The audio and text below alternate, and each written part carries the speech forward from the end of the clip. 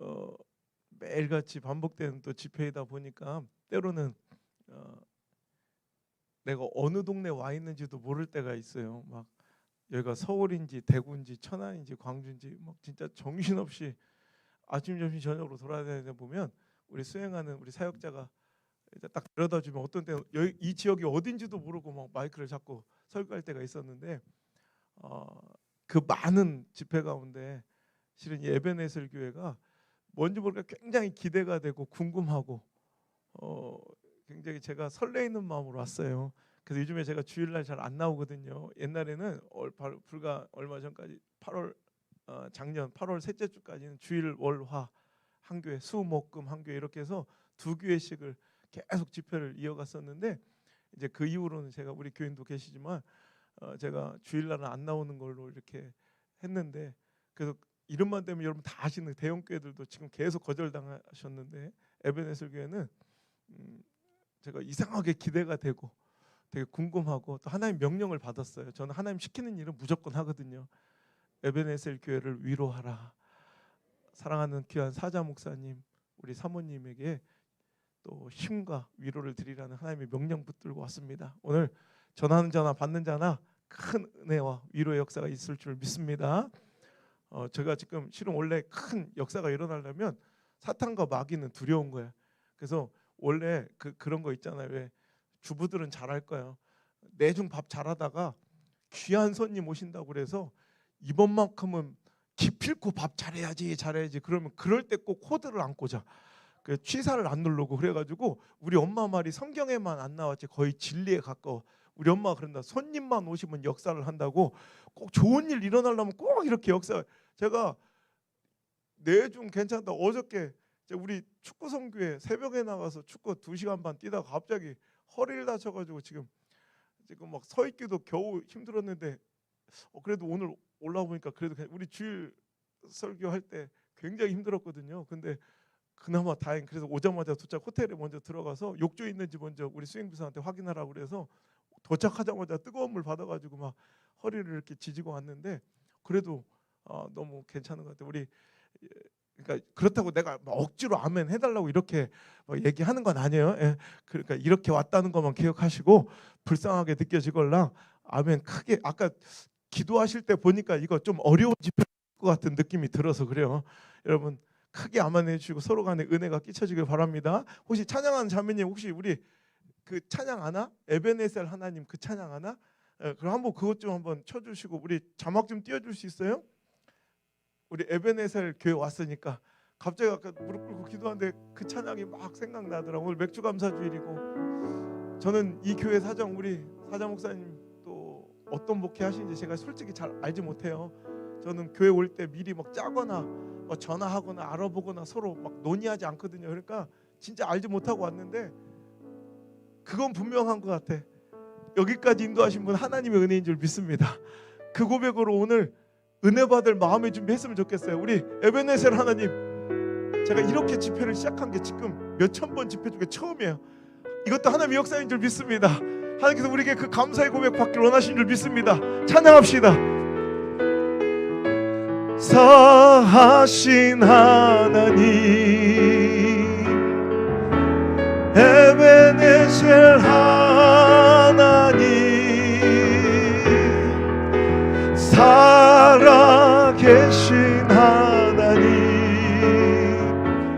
에베네셀 하나. 다시 한번 감사하신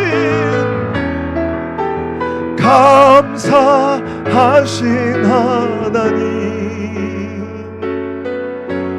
에베네셀 하나님, 살아계신 하나님, 에베네셀 하나님. 감사하신 하나님, 에베네셀 하나님. 고백합니다. 살아계신 하나님, 우리 에베네셀 에베네셀 하나님, 다시 한번 감사하신 하나님, 감사하신 하나님, 우리 에베네셀 하나님, 시퍼렇게 살아계신 하나님,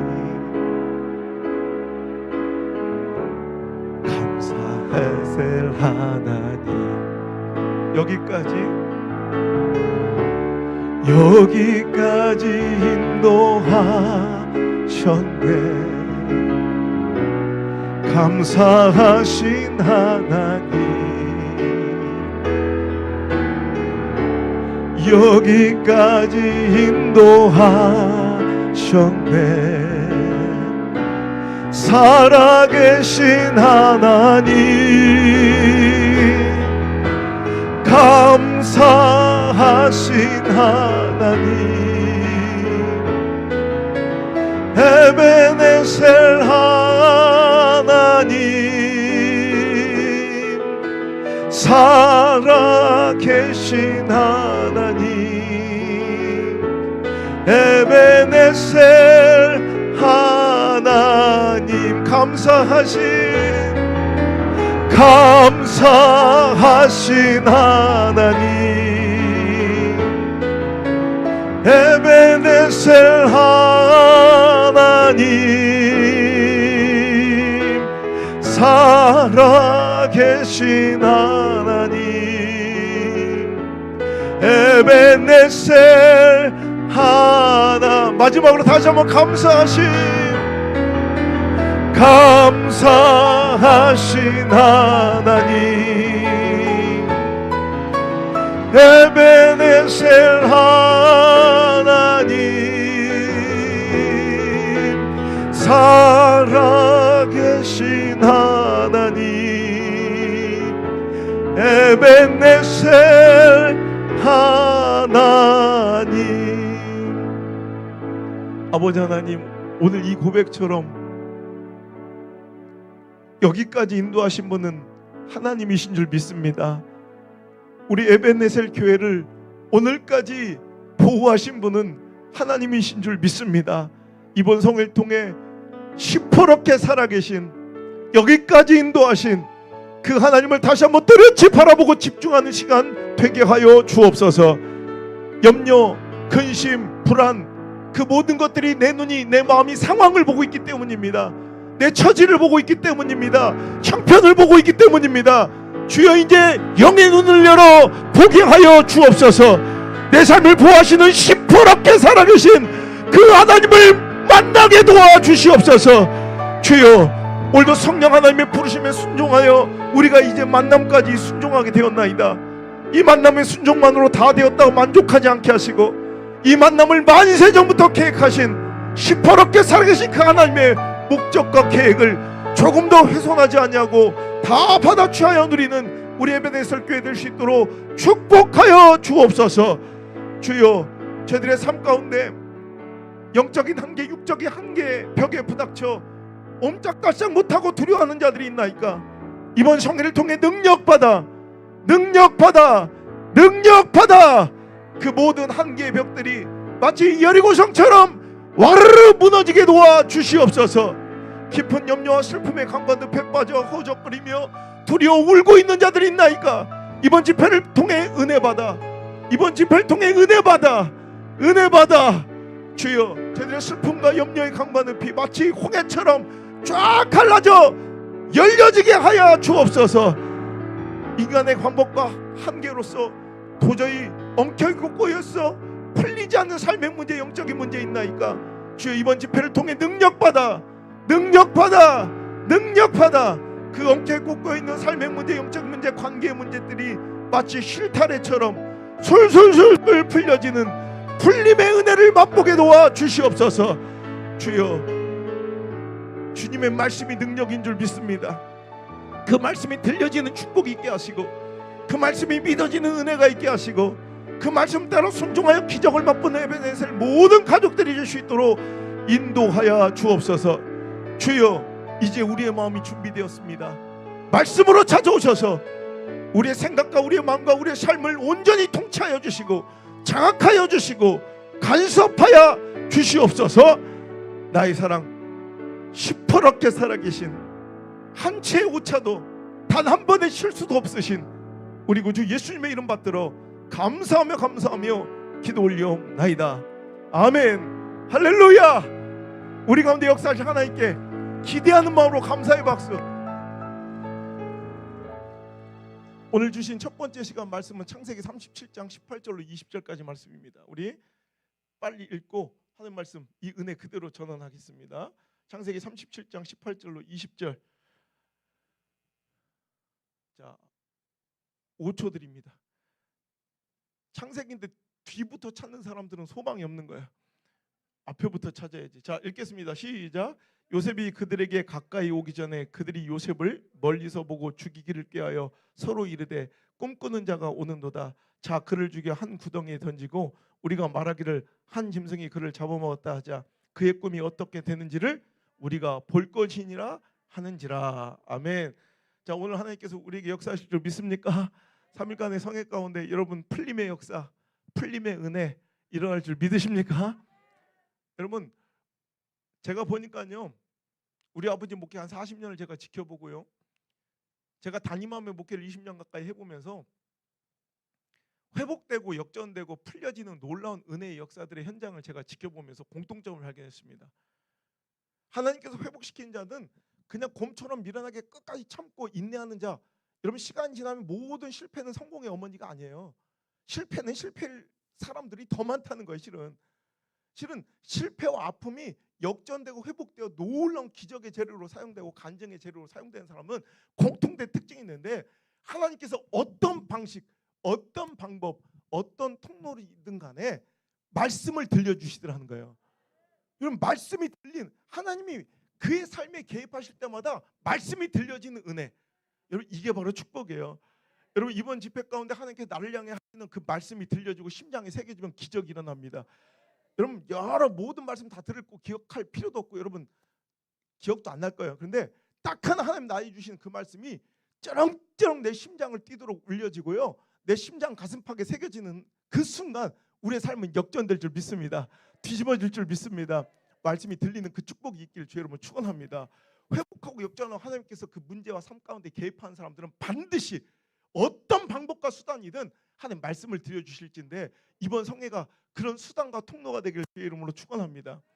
이상하게 여러분, 이상하게 마음이 가고 하나님 부르심이 느껴지는 집회가 있다니까요. 여러분 제가 이름만 대도 여러분 와 할 정도로, 여러분 제가 거절한 교회 이 이름만 대면 여러분 깜짝 놀랄 건데, 근데 이상하게 여러분 나 아주 솔직히 뭐 여기에 무슨 선한 것이 나겠습니까? 곰탕 외에는.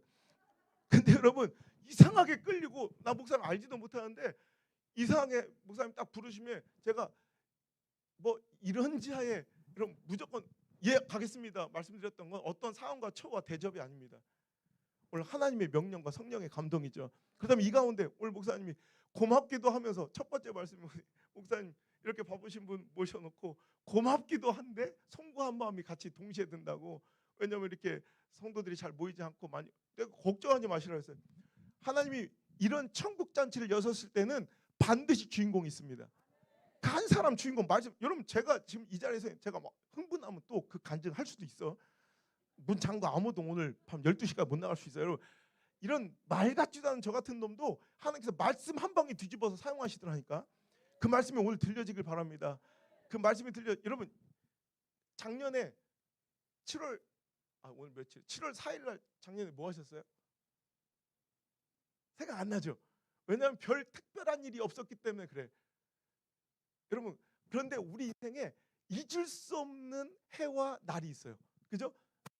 뭐 몇 년도 몇 월 며칠 뭐 이런 거 있잖아요. 뭐 잊고 싶은 결혼 기념일 막 이런 거. 내 인생에 정말 잊을 수 없는 날짜들이 있다니까. 저는 이렇게 소망해봐요. 지금까지 2021년이라는 숫자는 별반 무의미하고 우리한테 가치 없고 별로 특별하지 않은 숫자였을 거예요. 하지만 이번 성일을 통해 여러분 삶이 뒤집어지고 역전되고 회복되고 풀려져서 2020이라는 숫자만 막 떠올라도 앞으로 10년, 20년, 30년 뒤에 가슴이 간질거리고 행복한 그런 숫자가 되길 주의 이름으로 축원합니다.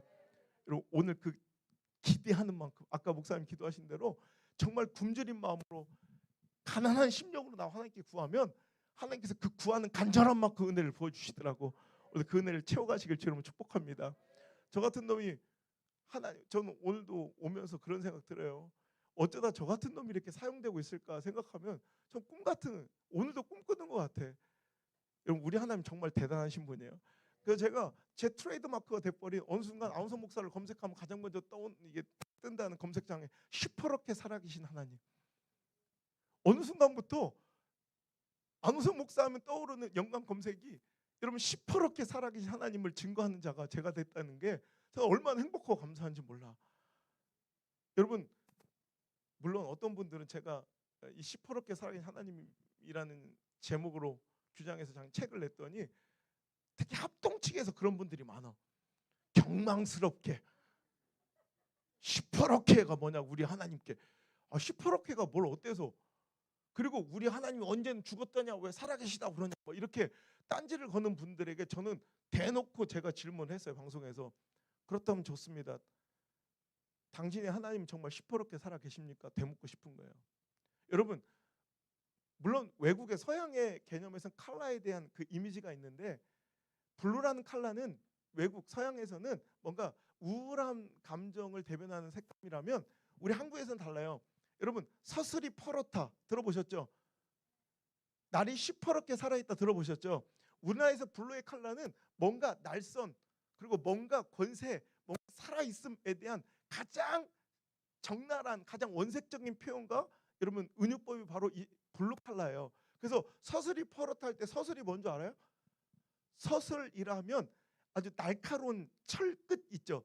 날카로운 철끝이나 혹은 깨어진 유리의 단면 있죠. 날카로운 단면 등을 서슬이라고 해요. 그래서 그 철끝이나 깨어진 유리의 파편의 날선면은 굉장히 날카롭잖아요. 그래서 서슬이 퍼렇다면 당대 어떤 공동체나 어떤 집안이나 어떤 권력의 과문이 그 권세와 권력이 당대에 누구 건들 수 없을 정도로 가장 강력하고 권세 있을 때, 그때 우리는 저 집안, 저 사람은 서슬이 퍼렇다고 얘기를 해요. 그렇다면 저는 이 퍼렇다는, 시퍼렇다는 이 단어가, 이 표현이 우리 하나님만큼 잘 어울리는 분이 없다고 생각합니다. 우리 하나님은 예나 지금이나 그 권세와 권력이, 그 힘과 능력이 조금도 변함없고 조금도 감소하지 아니하고 오늘 이 순간에도 시퍼렇게 우리 삶 가운데 살아 역사한 줄 믿습니다. 여러분, 그래서 저는 시퍼렇게 살아계신 하나님이라는 단어를 좋아해요. 우리 하나님, 오늘도 우리 하나님은 이 성경 속에 여러분 전설처럼 신화처럼 문자 속에, 글자 속에 갇혀 계신 분이 아니란 말이죠. 우리 하나님은 여러분 돌무덤 가운데 아직도 주무시고 계신 예수님이 아니란 말이죠. 우리 하나님은 오늘 우리들의 삶과 예배 가운데 시퍼렇게 살아 좌정하고 계시고 역사하고 계시고 개입하고 계신 그 시퍼렇게 살아계신 하나님을 만나고 믿어야 그게 진짜지. 여러분, 죽은 하나님, 활자 속의 신화 같은, 전설 같은 아무개의 하나님을 믿는 억울한 일 없게 되길 주여러분 축원합니다. 우리 하나님 시퍼렇게 살아계신데 그 시퍼렇게 살아계신 하나님을 믿는다는 것은, 여러분, 믿음도 사랑도 주장하고 설명하면 안 돼요. 믿음과 사랑, 하나님을 사랑하십니까? 하나님 믿습니까? 그다음 그 사랑과 믿음은 여러분 주장하고 내 믿음과 내 사랑을 설명하는 것이 아니요, 믿음과 사랑만큼은 내 삶 속에서 드러나고 증명되는 게 바로 믿음이고 사랑이에요.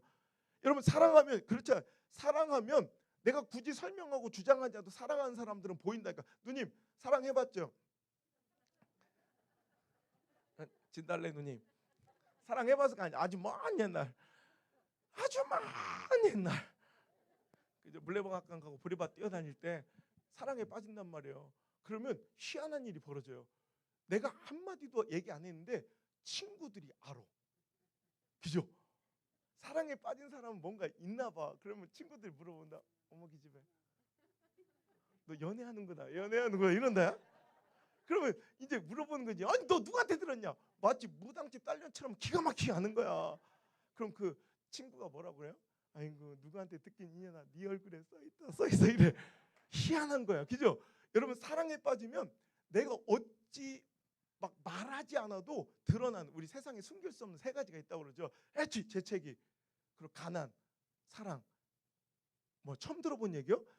어머, 나도 집회할 만하네. 야, 뭐 뭔 얘기해도 이렇게 막 공감하고 들어주시니. 여러분 다 아는 얘기인데 뭐 나중만 비밀이요. 뭐요 이거. 여러분 세상에 감출 수 없는 거, 아무리 감추려도 감출 수 없는 거 세 가지. 재채기는 아무리 해도 표시가 나잖아. 그리고 가난은 아무리 궁색함을 감추려도 표시가 나고, 사랑에 빠지면 또 그 사랑도 드러나는 법이죠. 여러분 그거예요. 우리가 하나님을 사랑하고 믿는다고 주장은 하고 설명은 하는데 우리 믿음이 삶에서 드러나고 증명되는가를 물어보면 그렇지 않더란 말이죠. 여러분 거의 복음성가 수준에 가까운, 저는 찬양이라고 부르는 가요가 있어요. 뭐 이게 젊은 애들은 모를 건데 우리 또래는 알 건데, 저기 윤종신이란 가수가 제 대학 시절에 불렀던 환생이란 노래 알아요? 환생? 뭐 여기는 뭐 다 신령과 진정으로 성경만 보는 목사님, 여기 뭐 수도원이야? 예배 끝나고 집에 안 가고 뭐 밑에서 집단으로 막 간장 만들고 이런 거 아니지? 약간 무서운데? 아 그래, 윤종신 알죠? 그 환생이란 노래 있어요. 옛날에 우리 한 25년 전. 다시 태어난 것 같아요. 내 모든 게 다 달라졌어요. 그대 만난 뒤로 난 새 사람이 됐어요. 우리 어머니가 제일 놀라요. 몰라요? 사랑에 빠진 한 남자의 고백인데요. 이 얘기를 가만 들어보면 사랑에 빠진 한 남자는 자기 삶이 달라진 거예요. 우선 아침 일찍 일어나. 뭐 이거 옛날에는 엄마가 이놈의 새끼야 일어나라 일어나 5분만 더 자게 오면 벌써 5분만 10번째다 이 새끼야 막 등짝을 스매싱을 때려야 겨우 일어나서 그냥 밥상에 앉으면 야마 씻고 와라. 그럼 어제 씻었단 말이야. 그럼 어제 씻었고 오늘 안 씻을 거면 어제 밥 처먹고 오늘 왜 밥 처먹냐. 맨날 이래서 겨우 막 달래고 싸우고 해야지 씻던 놈인데, 어느 날 있잖아요. 그 내 아들을 깨우려고 오늘도 늦겠다, 학교 늦겠다 싶어서 아들 방에 들어가서 암만 불러도 얘가 대답이 없는 거예요. 그래서 야 이놈 새끼야, 보니까 어머 아들 방에 아들이 없어. 이 새끼 어디 간 거야? 옛날엔 내가 막 깨워야 겨우 일어나는 아들인데, 그래서 보니까 어디서, 글쎄 목욕탕에서 뭐 소리가 들려. 그러니까 그녀가 알려준 제목도 외기 힘든 노래를 흥얼거리며 할 때도 안 된 샤워를 하며 그 노래를 즐겨 듣죠. 막 이런 노래가 있어요. 그러니까 갑자기 보니까 이놈 새끼가 맨날 씻으라고 애걸복걸 해야 씻던 놈이 갑자기 지가 시키지도 않았는데 샤워를 하고 있고 뭘 흥얼거리는 걸 보면서 누가 알아? 엄마가 아는 거야. 저놈 새끼 뭐 있다.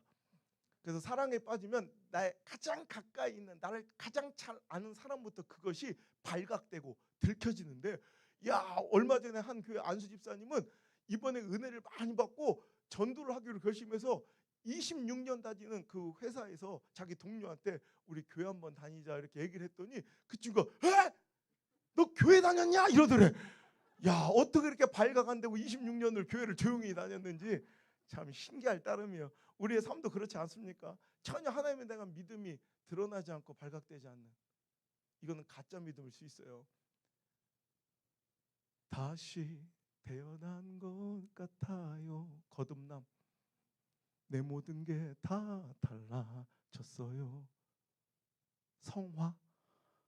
그대 만난 뒤로 난 새 사람이 됐어요. 그 제자도 우리 어머니가 제일 놀라. 전도.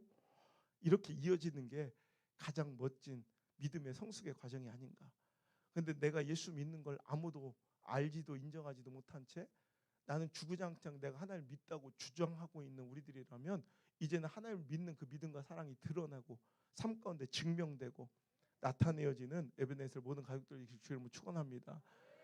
시퍼렇게 사랑의 하나님을 진짜로 믿는다면 여러분 세 가지 장면에서 그 믿음이 드러나야 될 것 같아요. 첫 번째는 예배 시간이야. 여기 하나님이 계신 거야.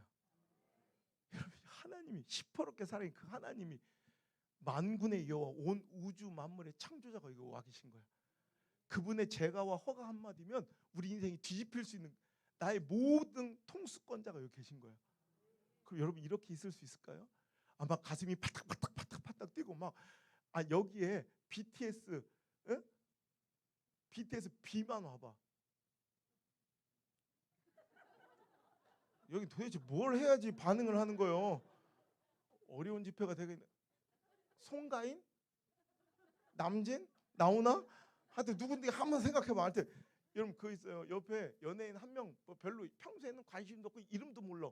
그런데도 여기 연예인 비스무리한 텔레비 몇 번 봤던 사람만 앉아 있어도 여러분 태도가 달라진다. 그거 알아요? 내가 얼마 전에 방송을 하는데 그 누구야? 이름 영화 배우예요. 여러분 얼굴 보면 다 알아. 저도 얼굴 보면 아는데 이름을 잘 모르겠어요. 야 이름 뭐냐?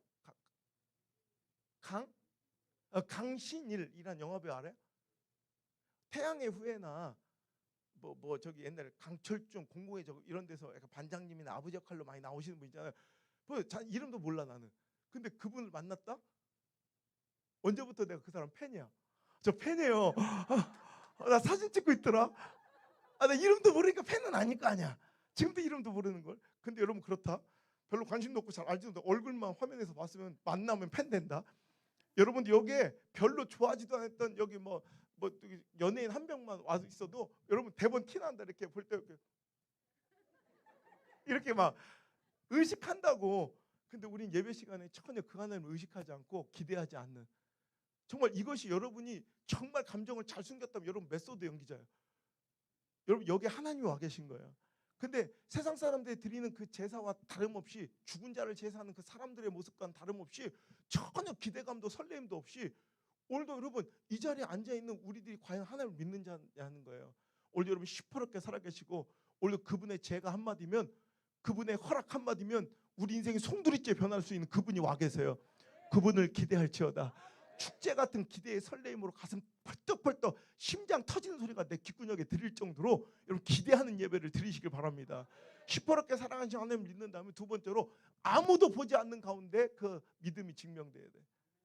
하나님 만군의 여호와, 무소부재의 하나님, 계시지 않은 곳이 없다고 주장하는 그 하나님이, 여러분 우리 하나님이시라면 만약에 우리 손주 3살짜리가 뭘 알겠어? 말도 제대로 못한 3살짜리가 이렇게 또랑또랑 쳐다보면 할머니 뭐해?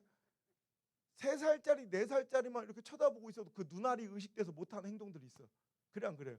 그게 믿음의 존재의 의식. 그 존재, 눈알이 나를 이렇게 쳐다보고 있는 그 눈알이 의식돼서 못하는 행동, 제약되는 행동들이 있다니까. 이게 존재의 믿음이에요. 의식. 그 하나님이 무소부재, 계시지 않은 곳이 없는 분이라며. 근데 우리 사람들의 눈만 피하고 아무도 없는 그 공간에서, 나만 있는 그 공간에서 얼마든지 그 짓들을 할 수 있다면 그것이 어찌 시퍼렇게 사랑의 하나님을 믿는 자들의 모습이냐는 거예요. 세 번째로 시퍼렇게 사랑의 하나님을 진짜 믿는다면 여러분 우리의 절망의 순간 중에, 실패의 순간 중에, 이렇게 꽉 막힌 삶의 막막한 현장에서 그 믿음이 드러나고 증명되어야 할 줄 믿습니다. 우리 여호와 하나님이 나의 목자시고 그분 단 한 번도 실패가 실수가 없으시다면서요.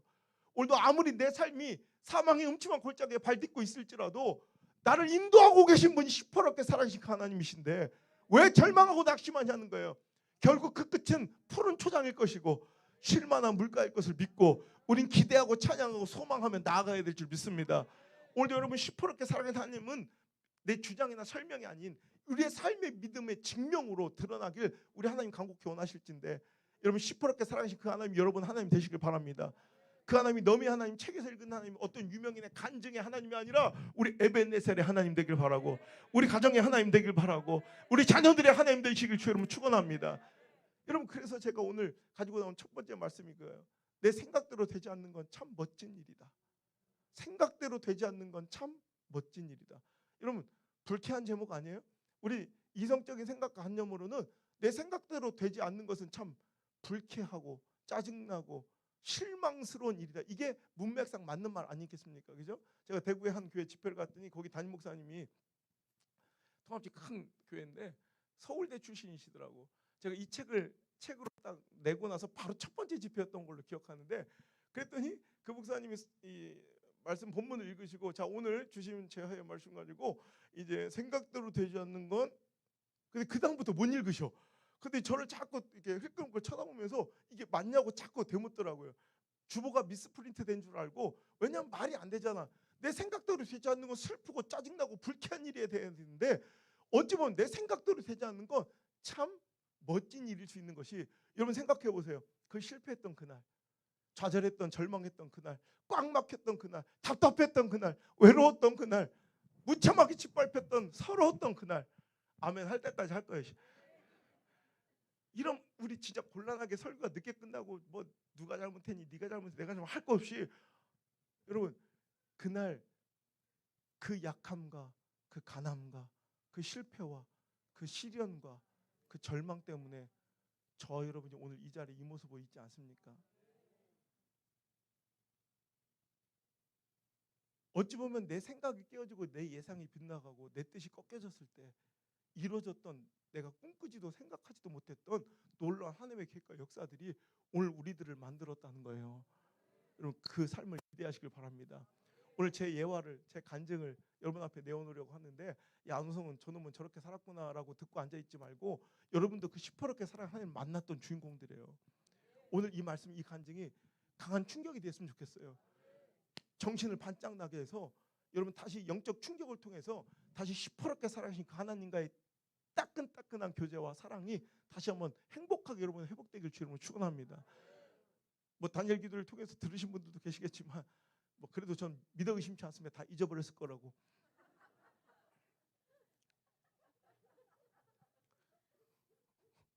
우리 사랑하는 영산포 우리 중학교에 4번인가 왔었는데 갔다 왔다 해도 막 항상 들으실 때마다 항상 똑같은 반응이시거든.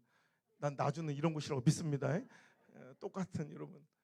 우리 아버지는 목사님이신데 감리교단의 목사님이세요. 전 순복음교회 목사잖아요. 거의 대부분 대를 이어서 아들이 목사가 되면 같은 교회에서 목사가 나오는데 아버지는 감리교, 아들은 순복음 복잡한 집안입니다. 그죠? 어쩌다 이렇게 복잡한 집안 됐냐면 저는 우리 아버지가 목사님인 게 너무 싫어 불편했어요. 왜냐하면 짜증났어요. 나는 그냥 내 또래의 호성이로 불리고 싶은데 우리 동네 사람들은 5살 때부터 안호성이란 이름으로 나를 불러주지 않고 5살 때부터 내 이름은 목사 아들이요. 5살 때 너희 목사 아들, 7살 너 목사 아들이라며 10살 저놈 목사 아들. 아우 그놈의 소리가 너무너무 듣기 싫은 거. 어쩌면 그렇잖아요. 아니 목사님들이야 자기들이 성원해서 가는 길이니까 어쩔 수 없지. 힘들어도 뭐 고단해도 자기가 선택한 길. 사모님도 그렇잖아. 속아서 시집 온 건 아니잖아. 어머 장사한 줄 알았더니 목사네 이러진 않잖아.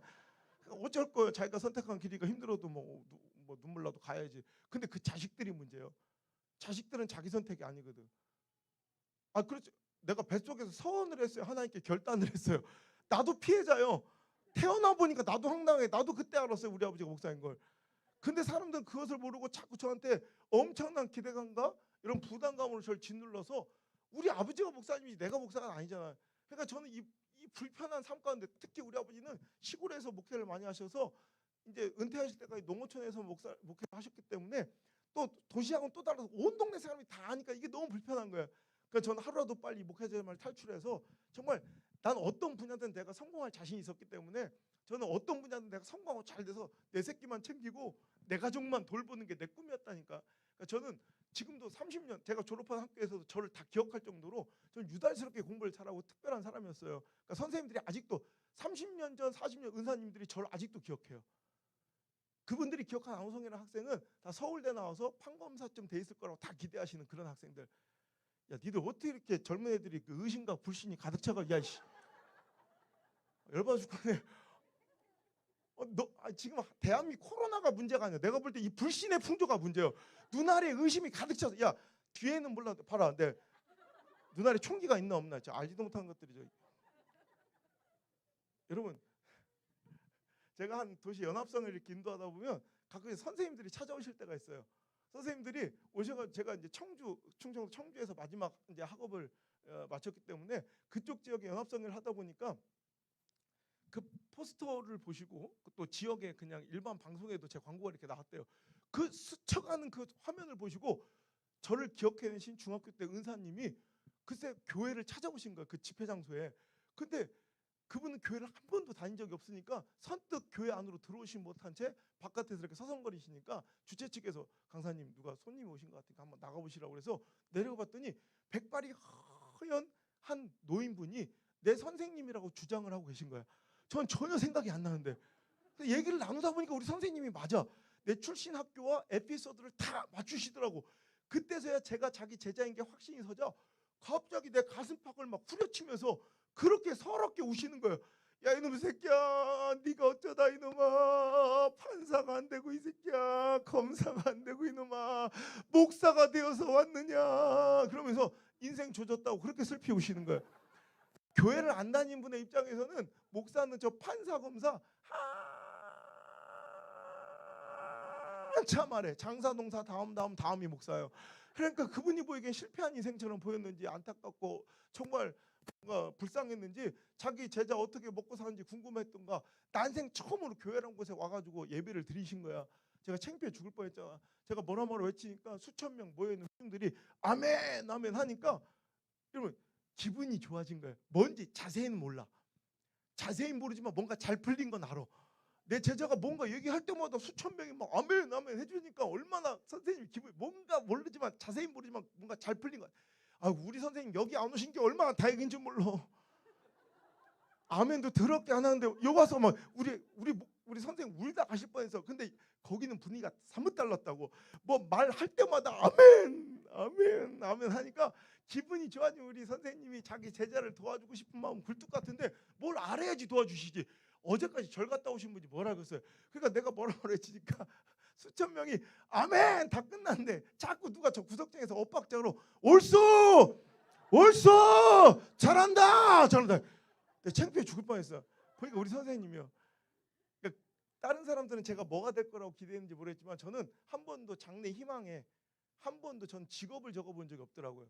제가 생각해 보니까 초등학교 6학년 때부터 장래 희망을 써라 그러면 전 다른 그때 우리 또래들은 다 그랬어요. 대통령, 과학자, 축구 선수, 우주인 막 맨날 이런 아주 그냥 기본 멘트들이 있었어. 의사, 변호사, 판사, 검사 막 이런데 저는 한 번도 직업을 써본 적이 없이 장래 희망이 항상 똑같았어요. 행복한 가정. 저는 그냥 평범한 게 행복인 줄 알았거든. 내 친구들이 다 누리는 그 평범한 저녁 식탁, 휴가철에 놀러 가는 거, 명절에 평안하게 쉬는 거, 우린 그걸 해본 적이 없어요. 우리 아버지 목사님은 목회를 그렇게 안 해요. 원래 시골이 그래요. 여기 이해할 것 같은데 자꾸 모른 척하네. 아 여기가 소름 끼치게 도시는 아니잖아. 솔직히 말해서 내가 얼마 전까지 여기를 아는데 내가. 여러분 그렇잖아요. 시골은 목회자가 목회만 잘하면 설교만 잘하면 되는 대신 여러분 옛날 시골 목회는 지금도 많이 그러시지만 지금 시골 목회는요 뭐 오만 걸 다 해줘야 되니까. 그죠? 알죠? 아 소가 아픈데 목사를 왜 불러? 소가 아픈데. 우리 아버지가 수의사요? 새벽에 막 사택문이 박살이 나요. 그 새벽에 막 목사님 우리 소가 이상해요. 우리 소가.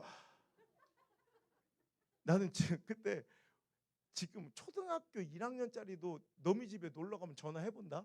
야 나 니네 집 놀러 가도 되냐? 화랑 맞고 가는데 시골 동네 목사 사택은 온 동네 사람이 그냥 문을 화삭화삭 열어. 저는 어렸을 때 꿈과 소망이 뭐였냐면 우리 집에서 빤스만 입고 누워보는 게 처음이에요. 우리는 항상 옷을 입고 대기를 하고 지금도 저는 이 버릇이 안 고쳐져요. 항상 준비하고 있어야 돼. 왜? 언제 저 문이 열릴지 모르니까 막 그 새벽에 난데없이 막 목사님 우리 누랭이가 이상해요. 우리 소가 이상해요. 그럼 우리 아버지 그 새벽에 잠바를 입고 알았슈 그러고 막 뛰어나가. 나 지금도 궁금한 거 우리 아버지 그 새벽에 나가서 도대체 뭘 하다 오시는 거예요. 소뿔을 잡고 기도를 하시는가 소 대가리 안수를 하시는가 하여튼 소가 아파도 나가야 돼요. 거기다가 우리 아버지는 수의사뿐만 아니라 또 장의사예요. 온 동네 장례만 터지면 옛날에는 교회도 안 다녔던 양반인데 장례만 터지면 목사님한테 목사님 철수 아버지 그 맨날 술 먹고 거기 가시오. 그럼 가가지고 또 가서 장례를 치는데 우리 아버지 첫 번째 목회지는요 전기도 안 들어오는 데였어요. 그러니까 지금은 뭐 제가 한번 거기 연합성회로 거기를 갔더니 완전 산전벽해를 이루고 뭐 버스도 들어오고 길도 넓어지고 뭐 교회만 그대로 다 변했대. 사택만 막 그냥 고래등같이 커지고 교회는 조그만 그대로고. 내가 근데 눈물이 나더라고. 옛날 우리 아버지 첫 목회할 때는 교회는 덩그러 있는데 아무 목회자도 찾아오지 않는 그 비세는 예배당에 홍 권사님이라고 그 몇 가정이 간절히 목사님 한 번 오시기를 간절히 기도를 하던 그곳을 우리 아버지가 만나서 그냥 모든 거 다 정리해가지고 교회 다 헌신하시고 그냥 무작정 내려가신 곳이 이제 그 목회지가 된 거예요. 그 동네는 아직도 그 동네 사람들이 그런 얘기를 해요. 6.25 동란 끝나고 3년 뒤에 알았대. 그건 약간 뻥 같아. 충청도 사람들이 은근하게 뻥이 세요. 아무리 대포를 조용히 쐈어도 그건 알았겠지. 근데 그런 소문이 있을 정도로 시골에 산을 중턱을 몇 개를 넘어가서 온폭하게 이렇게 분지처럼 있는 그 전기도 없고 버스도 안 들어오는 그런 동네였어요. 그러니까 우리 아버지 엄마가 이렇게 떠매고 간 냉장고라는 걸 그때 처음 봤대. 냉장고만 있으면 뭐하냐, 전기가 없는데. 그 찬장으로 써서 찬장으로. 그런 데서 여러분 누구 사람 죽잖아. 진짜 우리 영화에서나 봤던 병풍 뒤에 시체 놓고 장례를 치러요. 그러면 이렇게 한낮 더 습하고 여름 되면 한나절을 못 견디고 저기 시체가 썩는다니까. 썩은 물이 나와요. 이렇게 염하다 보면 시체 살이 뚝뚝 떨어져서 자기 가족들도 나가. 근데 목사는 먼저예요. 거기 혼자 갇혀가지고 막 하나님 은혜로 그거 견디는 거예요. 그러니까 우리 아버지는 아직까지 수정가를 안 먹어. 그날 끊고. 그 시체에서 나오는 그 썩은 물 색깔이 꼭 수정과 색깔이래. 근데 시골에서 뭐 음료수가 있어 뭐가 있어 그걸 하나님의 은혜로 겨우 염을 맞추고 나왔더니 한 대접 시커먼 물 갖고 목사님 이거 좀 드시고 내가 그래서 우리 아버지 그날부로 수정과 쳐다도 안 봐. 우리 아버지. 또 웃긴 게 염이 기독교 예식이 아니잖아요. 성경에 나온 것도 아니고. 근데 염을 하는데 일반 염한 스님보다 똑같이 하면 좀 신령해 보이지 않으니까 옛날에 참 목사님도 고생 많았다. 옛날에 목사님들 염을 할 때 그냥 하면 안 돼요. 이렇게 시체를 이렇게 말아가. 말다가 가끔씩 요 가랭이로 이렇게 빼가지고 십자가로 묶어줘야 돼, 가슴팍에. 그래야 기독교식 염이 되는 거예요. 우리 아버지가 그거 전문 강사였어요. 옛날 젊은 목회자들이 갑자기 담임 목회자로 갔다가 장례 터져버리면 당황해가지고 그 일을 못 치르니까 우리 아버지가 책도 내시고 이렇게 실습을 해주시는 거야. 그러면 거기서 이제 야 염은 이렇게 하시는 거 잘 보셔요. 예. 자 그렇지 머리부터 말아 그래 계속 말아 그렇지 자 가랭이로 빼 십자가 묶어 이렇게 실습을 해주시는데 항상 그때마다 우리 아버지 앞에 널찍한 테이블이 놓여 있는데 거기 항상 우리 엄마가 누워 있는 거예요. 우리 엄마가 시체요. 나 우리 엄마 염을 한 300번도 더 본 아들이요 내가. 우리 아버지는 수의사에 장의사에 또 아버지 없는 집에는 아버지 역할, 자식 없는 집에는 자식 노릇 해주러 정신없이 불철주야 은퇴하실까지 그렇게 살아서 정작 저는 아버지가 없는 거예요. 저는 초등학교 때부터 대학원까지 졸업식 장 사진을 찾아봤는데 이번 국민일보에서도 뭐 그 아버지와 연관된 사진을 보내려고 찾는데 진짜 더럽게 없어. 졸업식 사진에 아버지랑 찍은 사진이 없더라고. 왜냐면 우리 아버지 은퇴하실 때까지 항상 아버지 없는 가정에 아버지 역할을 해주시러 그곳에 가셔서 그 아이들 짜장면 사주시고 그 아이들 아버지 역할을 해주시러 정작 저희 졸업식은 못 오셨거든. 저는 그런 게 너무너무 싫어서 저는 그냥 평범하게 살고 싶었던 거예요. 그래서 엄마 아빠가 원하신 대로 신학 안 하고 저는 정치외교학을 공부하고요. 서울에 있는 유수한 대학 여러분 뭐 다 제가 붙고도 엄마 아빠한테 허락도 안 받고 그때부터는 저는 경제적으로도 독립하겠다는 그 자존심이 있어가지고 저는 고등학교 3학년 2학기 때부터 부모님께 10원도 안 받아요. 제가 수능 1세대 9사학번인데 수능을 2번 봤거든. 1차, 2차로 처음 우리 유일한 세대예요. 수능 2번 본. 저 1차 때 아직 확실하게 딱 받아놓고 그 다음부터 2학기 때부터는 저는 벌써 공장하고 아르바이트를 시작해가지고 제가 서울에 있는데 뭐 물론 유수한 대학은 전액장학금을 받을 수 있는 상황이 아니었고 또 생활비가 너무 많이 들어갔는데 우리 지역에 있는 국립대가 가장 좋은 데에 전액장학금을 들어갔고 거기서는 또 집이 있으니까 출퇴근만 하면 되니까 뭐 주거비가 별로 들어가지고 교통비만 있으면 되니까 충분히 내 스스로 감당이 되겠더라고. 그래서 저는 엄마 아빠 허락도 없이 정치외교를 공부하고 이제 집에서 사택에서 뭐 우리 교회에서 1시간 반 정도 떨어지는 곳에 있는 대학교를 처음으로 다니면서 너무 행복한 거야. 이제부터 맨날 동네에 있는 교회, 동네에 있는 학교, 동네에 있는 집 거기서 계속 머물다가 처음으로 내가 입만 다물고 있으면 우리 아버지가 목사인 걸 아무도 모르는 동네에 간 거야. 진짜 이게 자유구나. 이게 참 자유구나. 얼마 행복해. 여러분 제가 아무도 우리 아버지가 목사인 걸 모르게 됐을 때 가장 먼저 해보고 싶었던 게 뭔지 알아요? 이기는 거. 저는 이기는 걸 못했거든. 목사 자식은 맨날 양보하고 져야 됐거든.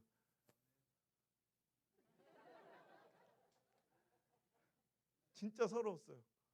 여러분 우리 교회에서 가장 무서운 사람이 누군지 알아요? 장로님 아니? 새송도 아들 새끼. 학교에서는 공부도 싸움 나한테 꼼짝도 못하는데 초신자 아들은 내가 잘못도 안 했는데 아버지 내 두드려보고 가서 비를 해. 잘못했다고. 내가 잘못도 안 했는데 왜 그 시험 들어서 교회 안 나온다고. 그러니까 내가 가가지고 걔한테 빌어야 됐거든. 그때부터는 내가 이제 절대로 지고 살지 않겠다. 그러니까 조금만 눈만 마주쳐도 뚫어 패는 거야 그냥. 여러분 지금은 상상할 수 없이 이렇게 온화하고 온유하고 순한 양 같은 저에게서는 그런 모습이 한 번도 찾아볼 수 없겠지만 여러분 옛날에 여러분 뭘 상상하시든 그 이상의 제가 쓰레기였어요.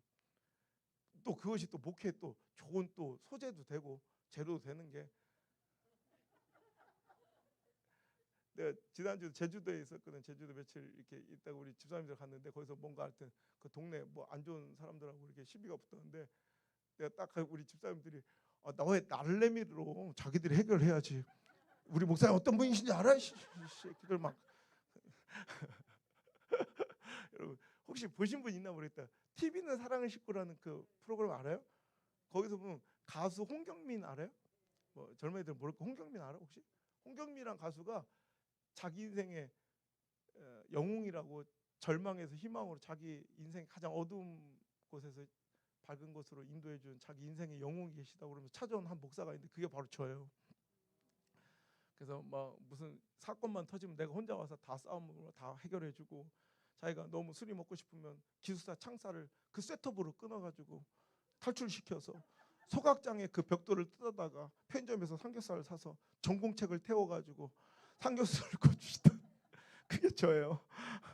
여러분 그렇게 살면서 저는 막 주변에 사람들이 넘쳐나고 그때 제 어떻게 보면 세상적으로는 전성기처럼 보였던 제 팬클럽이 있었으니까 그러니까 저를 추앙하고 저를 쫓아다니는 팬클럽이 있을 정도였으니까 그 팬클럽 일대 회장이 바로 홍경민이었거든. 그러니까 거기에 나오는 교회는 우리 교회는 아니고 오해하지 마시고 방송국놈들이 이상하게 그렇게 초라했던 홍경민이 이렇게 화려해지고 그렇게 화려했던 안호성이 이렇게 초라해졌다는 컨셉을 아예 짜갖고 와가지고 어디 모르는 교회 갔는데 거기서 자꾸 성의를 입고 나오래 우리 교회처럼. 그래서 아니라고 그랬는데도 꼭 편집을 꼭 우리 교회처럼 이렇게 해놨더라고. 그런데 여러분 그런 구조 속에서 저는 사람들한테 막 그냥 싸움하고 술 먹고 막 그냥 쓰레기처럼 살면서 그게 참 자유인 줄 알고 행복인 줄 알고 살다가 그러면서 전 공부는 또 손 놓지 않으니까 영국 런던으로 또 유학을 떠났어요. 왜냐면 저는 또 이렇게 놀면서도 확실하게 살아가지고 인생 성공하고 싶은 욕심 욕망은 있었으니까. 그래서 지금이야 개나 소나 다 가는 유학이지만 그때는 진짜 유학이 흔치 않았던 시대에 그것도 유럽, 영국, 런던은 지금도 물가가 비싸지만 그때는 IMF 터졌을 때라 환율이 지금의 뭐 두세 배 이상으로 폭락했을 때 그러니까 파운드 하나를 살려면 지금 막 1,500원이면 사나? 그때는 막 3,500원, 4,000원 막 이렇게 될 때 엄청 그러니까 일반적인 유학생들도 다 유학을 포기하고 들어갔을 때인데 한 달에 몇백만 원씩 지원을 받는 애도 유학을 중단할 판인데 저는 그 런던에 가가지고 혼자 또 버텨내는 거야. 열심히 일하고 그 자유함을 누리면서 또 이렇게 평생을 행복하게 해서 학위 갖고 또 여러 가지 스펙을 쌓아가지고 한국에 들어와서 멋지게 대기업에 취업해서 살겠다. 이게 제 계획이고 제 예상이고 제 기도 제목이었거든. 근데 어느 날 자꾸 이 다리가 저리고 아픈 거예요. 난 이게 하도 많이 그러니까 일반적으로 여러분 법적으로 허용된 아르바이트 그 기준이 아니라 그 이상의 일을 하고 위험한 일도 자처했기 때문에 너무 일하는 시간이 많고 잠자는 시간도 없었어요. 실은 공부도 해야 되고 그러니까 그래서 너무 피로감에 누적된 이 아픔이 통증이 이제 근육통 정도로 치부해 버리고 그냥 지나가는데 점점 이 통증이 심해져서 나중에 이 배로 옮겨지는데 걷잡을 수 없이 나중에 내가 내려들 버스탑에서 배를 눌러놓고도 그걸 못 내리는 거야. 그 버스탑을 지나칠 정도로 통증이 심해지고 나중에 병원을 찾아갔더니 영국 의사분이 도저히 안 되겠다고 뭔가 심각한 문제가 있는 것 같다고 영국에서는 여러 가지 의료 제도가 힘드니 학업을 중단하고 한국으로 들어가는 게 좋겠다는 권면을 받고 제가 한국으로 실려 나온 거예요. 제 계획과 예상과 제 기도와 제 뜻이 다 스케줄이 다 박살이 난 거죠. 거기서 이제 병원을 전전하면서 만난 의사분들이 아니 그냥 이런 오진도 한 번 있어도 될까 말까인데 오진의 오진과 실수의 실수가 반복되면서 아니 못 고치면 빨리 놔주기라도 하고 다른 병원 보내주기라도 해야 되는데 붙잡고 늘어져서 병원비만 쌓여가고 몸은 만시장에 돼가서 구멍이랑 구멍에 호수를 다 끼고 식물인간 마냥 말라가는 거예요. 혹시 여기 의사분 계세요? 의사 선생님? 의사 없죠? 너 의사야? 갑자기 손 아닌 것 같은데 왜 손을 들어? 깜짝 놀랐네. 자 아버지가 의사다. 없죠? 나중에 딴 말하면 안 돼. 남편이 의사다. 없죠? 그 의사놈들이 사람을 너무 못 살게 구는 거예요. 퇴원도 안 시켜주는데 우리 엄마가 그날 밤 결단을 잘하신 거지. 우리 어머니가 퇴원도 안 시켜주는데 침대채 사설 앰뷸런스를 불러서 저를 싣고 다른 병원을 간 거예요. 그때 그 병원에서 깜짝 놀라고 아니 사람이 어떻게 이 모양 이 몰골이 될 때까지 참았냐고 빨리 수술을 했어도 벌써 했어야지. 그 예상이 틀리지 않았고요. 뚜껑을 열어보니까 이미 내 뱃속에는 고름이 꽉 차 있는 거야. 그 고름 때문에 장기들이 벌써 몇 달이 지체되면서 고름 때문에 장기들이 훼손될 만큼 훼손돼서 이제 손만 대도 장이 다 터지는 거야. 그 약해 빠진 장에 장 결핵균까지 들어와서 이 장 내벽에 구멍을 다 뚫어놔서 이게 누공이라고 하는데요. 내 안에 있어야 될 좋은 유익균들조차도 다 쏟아져 내려서 정말 손을 쓸 수 없는 상태로 발견이 된 거예요. 일반적으로 배에 고름이 꽉 차면 이렇게 배를 열고 장기를 다 드러냅니다. 그리고 깨끗하게 닦고 한 다음에 다시 장기를 놓고 꼬매야 되는데 그럴 수가 없었대. 왜냐하면 장기를 끄집어내려고 들기만 해도 만지기만 해도 장이 다 터져버리니까 갑자기 뚜껑을 열더니 보호자들을 우리 엄마 아버지를 부르더니 안 되겠다고, 자기가 어떻게 할 수가 없다고, 괜히 자기가 잘못 다른 데서 다 망쳐왔는데 자기가 의료사고 터질까 봐 못하겠다고 그냥 뚜껑을 닫는 거야. 뱃속에 고름이 가득 채가지고 사람이 죽어가는데 그냥 닫을 수 없으니까 임시로 여기다 구멍을 하나 뚫은 거야. 여기 만져볼래? 여기 구멍 만져야지. 여기 만져봐. 여기 만져봐. 그렇지. 여기 만져볼래? 만져봐. 이냐 나. 여기 만져봐. 여기. 느껴져? 이게 뭐 Can you speak Korea? 외국이에요, 뭐요? 이따 보여줄게. 누님, 내가 계단 앞에 이렇게 서 있을 테니까 와서 한 번씩 만져봐. 뭐 돈 드는 것도 아니고 뭐. 이 근육을 이렇게 두 개를 끄고요. 2m쯤 되는 고무 튜브, 거즈 3겹을 앞뒤로 꽁꽁 묶는 거예요. 흐트러지지 않게 뱃속에서. 그래서 뱃속에 쑤셔 넣는 거예요, 이렇게. 그래서 한쪽 끝은 이 방광까지 쑤셔 밀고 나머지 한쪽 끝은 아까 이 뚫린 구멍으로 뺀 거예요. 그리고 뚜껑을 덮은 거. 어떤 역할인지 아시겠죠? 배 안에 가득 차 있는 이 고름을 이렇게 빨아내는 심지 같은 역할로 두꺼운 거즈를 넣다 이렇게 대놔요. 아침마다 드레싱하고 이 거즈를 바꾸려고 딱 떼보면 샛노란 고름이 역한 냄새를 보게 한 대박씩 나와. 왜? 아침이 되는 게 무서워. 너무 끔찍한 거야. 이 고통, 여러분 옆구리에 군형을 하나 뚫고 있다고 생각해봐. 그걸 아침마다 빨대 같은 걸로 쑤셔. 머리가 쭈뼛썩도록 너무너무 고통스러워요. 근데 이거보다 더 고통스럽고 무서웠던 게 물 한 모금도 제대로 마실 수 없었던. 그 당시에는 장이 얼마나 약했던지 물을 한 모금을 꿀꺽 삼키면 장이 툭 터져요. 그러니까 의사 선생님이 물을 못 마시게 하는 거라. 왜냐면 장이 너무 약해져 있는 상태라고. 물을 마시면 물 좀 주시지. 커피밖에 없어요. 여러분, 내비세 목사님 앉아 계시죠. 여러분 물 한 모금만 마셔도 장이 툭 터지니까, 여러분 물을 못 받아야 될 정도의 장이니까 뭘 먹겠어요? 밥을 먹겠어요? 고기를 미음을 먹겠어요? 저는 1년 가까이 밥 한 톨도 못 먹고 물 한 방울도 입으로 못 넘겨요. 여러분 오늘 제가 금식하고 왔는데 여러분들 밥 잘 먹고 그냥 늘어져 계시지만 저 오늘 밥도 한 끼 안 먹고, 우리 교인들은 알아요. 저는 강대상에 올라갈 때 배부른 채로 올라간 적이 한 번도 없어요. 그러니까 우리 교회에서 제가 주일날 몸이 자꾸 상하는 게, 주일날 이렇게 집회를 나가면 우리 교회 강대상도 지금까지 한 번도 배가 부른 채로 주일날 밥을 먹고 서본 적이 없으니까. 그리고 또 이동해서 저녁 집회를 하면 호텔방에 밤에 들어갈 때까지 밥을 아무것도 못 먹으니까 이제 너무 위가 상해서, 우리 이번에 검사 결과가 나왔는데 너무 몸이 이게 역류성 식도염이 위험이 너무 심하게 진행돼 있다고, 더 이상 빈속에 커피를 마시면 안 된다고. 그런데 제가 이제 이 긴장감을 이기지 못하니까 빈속에도 항상 금식하고, 제가 몇천 개 똑같아요. 요거 끝나면 수요일에 이제 여의도 순복음교회 집회 가는데 여의도 순복음교회든 저 지리산 산자락에 5명 앉아 있는 교회는 똑같아요. 제 기준은. 이걸 못하면 집회를 그만둬야 된다고 생각하는 사람이라, 지금 이렇게 금식하고 왔어도요, 물만 한 모금 마셔도 행복하다. 진짜 지금 물만 마셔도, 그럼 목마를 때 입으로 물을 넘겨 목을 축일 수 있는 거, 이거 감사한 줄 아세요? 고기를 못 먹고 회를 못 먹고 샤브샤브 못 먹고 이러면 이게 짜증나는 게 아니라 내 입을 통해 물을 넘길 수 있는 것도 복이에요. 진짜 그때는 목마른데 물 한 방울만 여기 축였으면 좋겠네. 어떻게 사냐? 링거를 꽂아서 말기 암 환자들처럼 튜브를 통해 혈액으로 직접 공급되는 에너지와 수분으로 버티기만 하는 거예요. 연명. 뼈다귀만 남아요. 나중에 제 키가 179인데 몸무게가 38kg까지 떨어져요. 해골이 그대로 보여요. 뼈다귀가 그대로 드러나요. 끔찍해서 제 방에 있는 거울을 다 띄고 얼비치는 창문까지도 다 신문지로 덮을 정도로 흉측해진 어느 날 의사 선생님이 가족들을 다 불러 모으는 거예요. 이제 마지막 인사 나누라고. 전 이런 일은 드라마에서나 영화에서나 나오는 줄 알았어요. 이런 일이 저한테 벌어지니까 받아들일 수가 없더라고. 분노만 치밀러 올라요. 근데 이내 수긍할 수밖에 없는 끔찍함이, 내가 누워서 숨만 겨우 붙어있는 제 침대 옆으로 가족들이 유아과 있는 누나까지 다 왔더라고. 날 이렇게 내려다보는데 나 침대에서 그 눈빛을 보잖아. 아직도 그 눈빛이 생생해.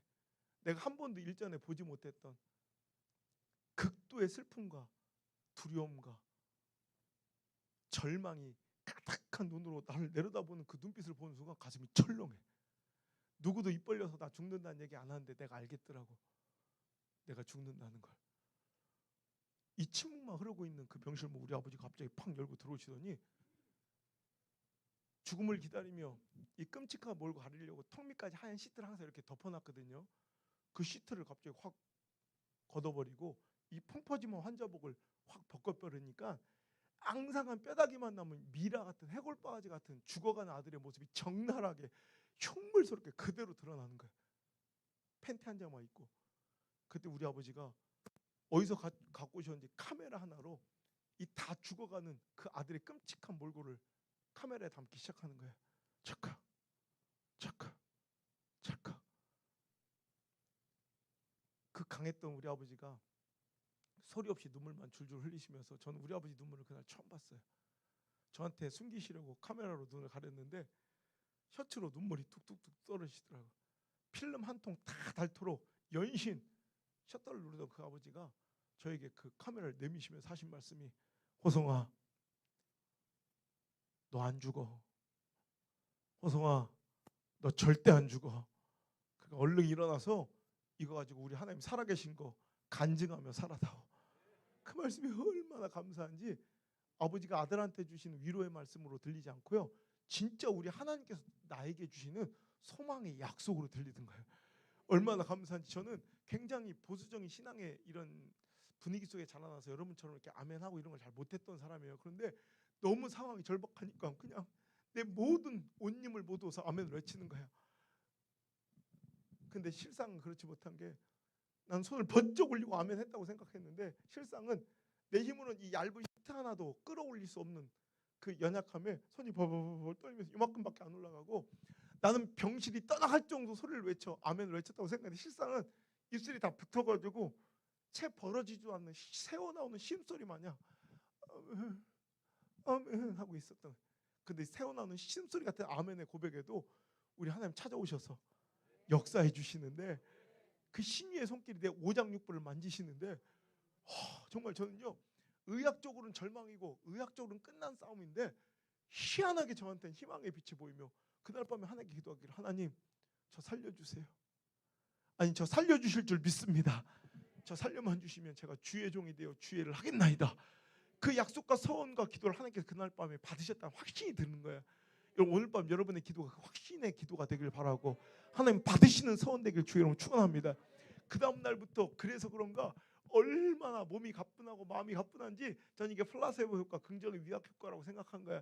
근데 아니야, 확실한 육적 증거가 드러나기 시작하는데 아침마다 덧대는 거즈를 뗄 때마다 역한 냄새 풍기며 한 대박씩 새어나오던 이 고름이 그날따라 딱 떼는데 이상하게 그 썩는 상한 냄새가 줄어드는 거야.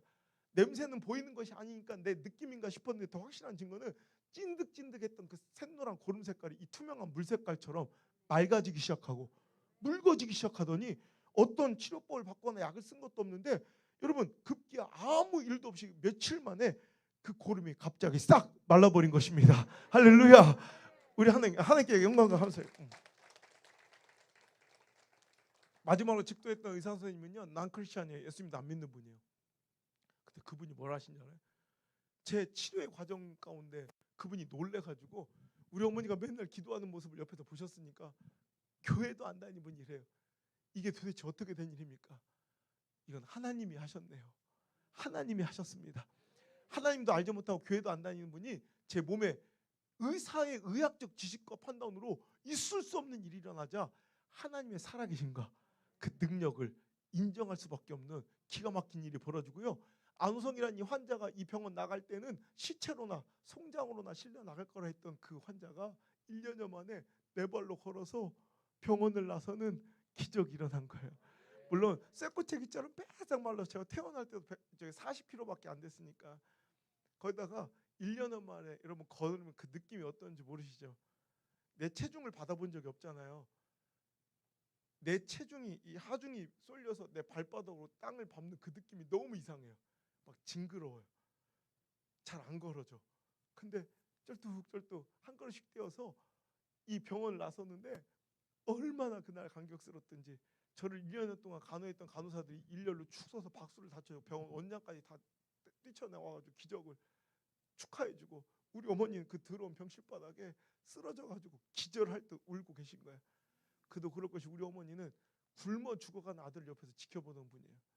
여러분 내 아들 딸이 급작스러운 사고로 떠나보내도 가슴에 못 묻는 게 부모의 마음일진데 형 우리 엄마는요 밥알 한 톨도 못 삼키고 굶어서 말라 죽어가는 그 아들 옆에서 1년 동안 지켜봤어요. 그 속이 속이었겠어요. 지금에서 하는 말인데 우리 엄마가 그랬답니다. 하나님 우리 아들 천국 데려가셔도 이렇게는 안 됩니다. 우리 아들 그 먹보 어떻게 애미가 아들 밥 굽는 모습을 굶어 죽는 모습을 옆에서 지켜보게 하십니까? 하나님 데려가시더라도 우리 아들 좋아하는 김치볶음에 계란말이 해서 제가 하얀 쌀밥을 좋아하는데 하얀 쌀밥에 엄마가 차려주는 밥 한 상만 차려 먹이고 가게 해주세요. 기도했던 우리 어머니. 우리 어머니는 제 20대 중반의 그 혈기왕성한 저는요 별로 이렇게 져본 적이 없어요. 그때부터 공부든 싸움이든 운동이든 그 자존심 강하고 그 승부욕 강했던 그 아들이 20대 중반에 아무것도 못한 채 지 힘으로는 아무것도 못해서 숨만 쉬고 있는 그 아들 어머니가 받아주는 통에다가 소변을 지려야 되는 이런 이 끔찍함 겪어보지 못한 사람 몰라요. 그때는 제가 철이 없고 성숙하지 못할 때니까 이해하고 들어주세요. 제가 혀를 깨먹고 죽고 싶었어요. 그 너무 비참한 참혹한 삶이 싫어서. 근데 저는 내 혀를 깨물 힘조차 없는 거예요. 오지 말아도 엄마한테 얘기를 못해. 근데 엄마는 엄마예요. 기가 막히게 알아요. 아들의 표정에 조금의 일그러짐도 엄마는 알아. 아들 너 왜 그래? 우선 너 오줌 마른 거 아니야?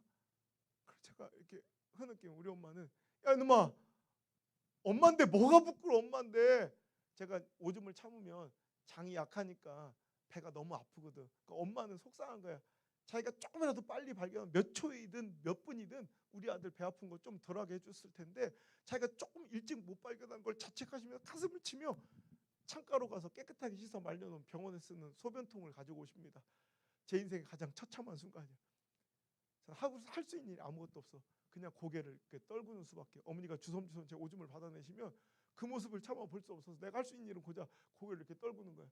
그러면 가득 물이 담겨있는 대접을 조금만 기울이면 물이 주르륵 흐르는 것처럼 제 고개를 조금만 돌리면 눈물이 진짜 난 눈물이 그렇게 나올 수 있다는 걸 그때 처음 알았어요. 눈물이 주르륵 쏟아 그냥.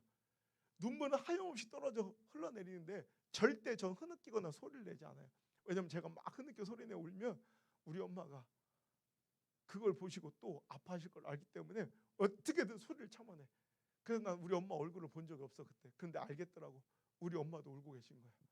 우리 엄마도 아들한테 울고 흐느끼는 소리 내면 아들이 힘들어할까 봐 슬퍼할까 봐 엄마도 소리도 못 내고 흐느낌도 참아내며 내 소변을 받아내시는데 내가 미세하게 떨리는 우리 엄마의 흐느낌을 느끼겠더라고.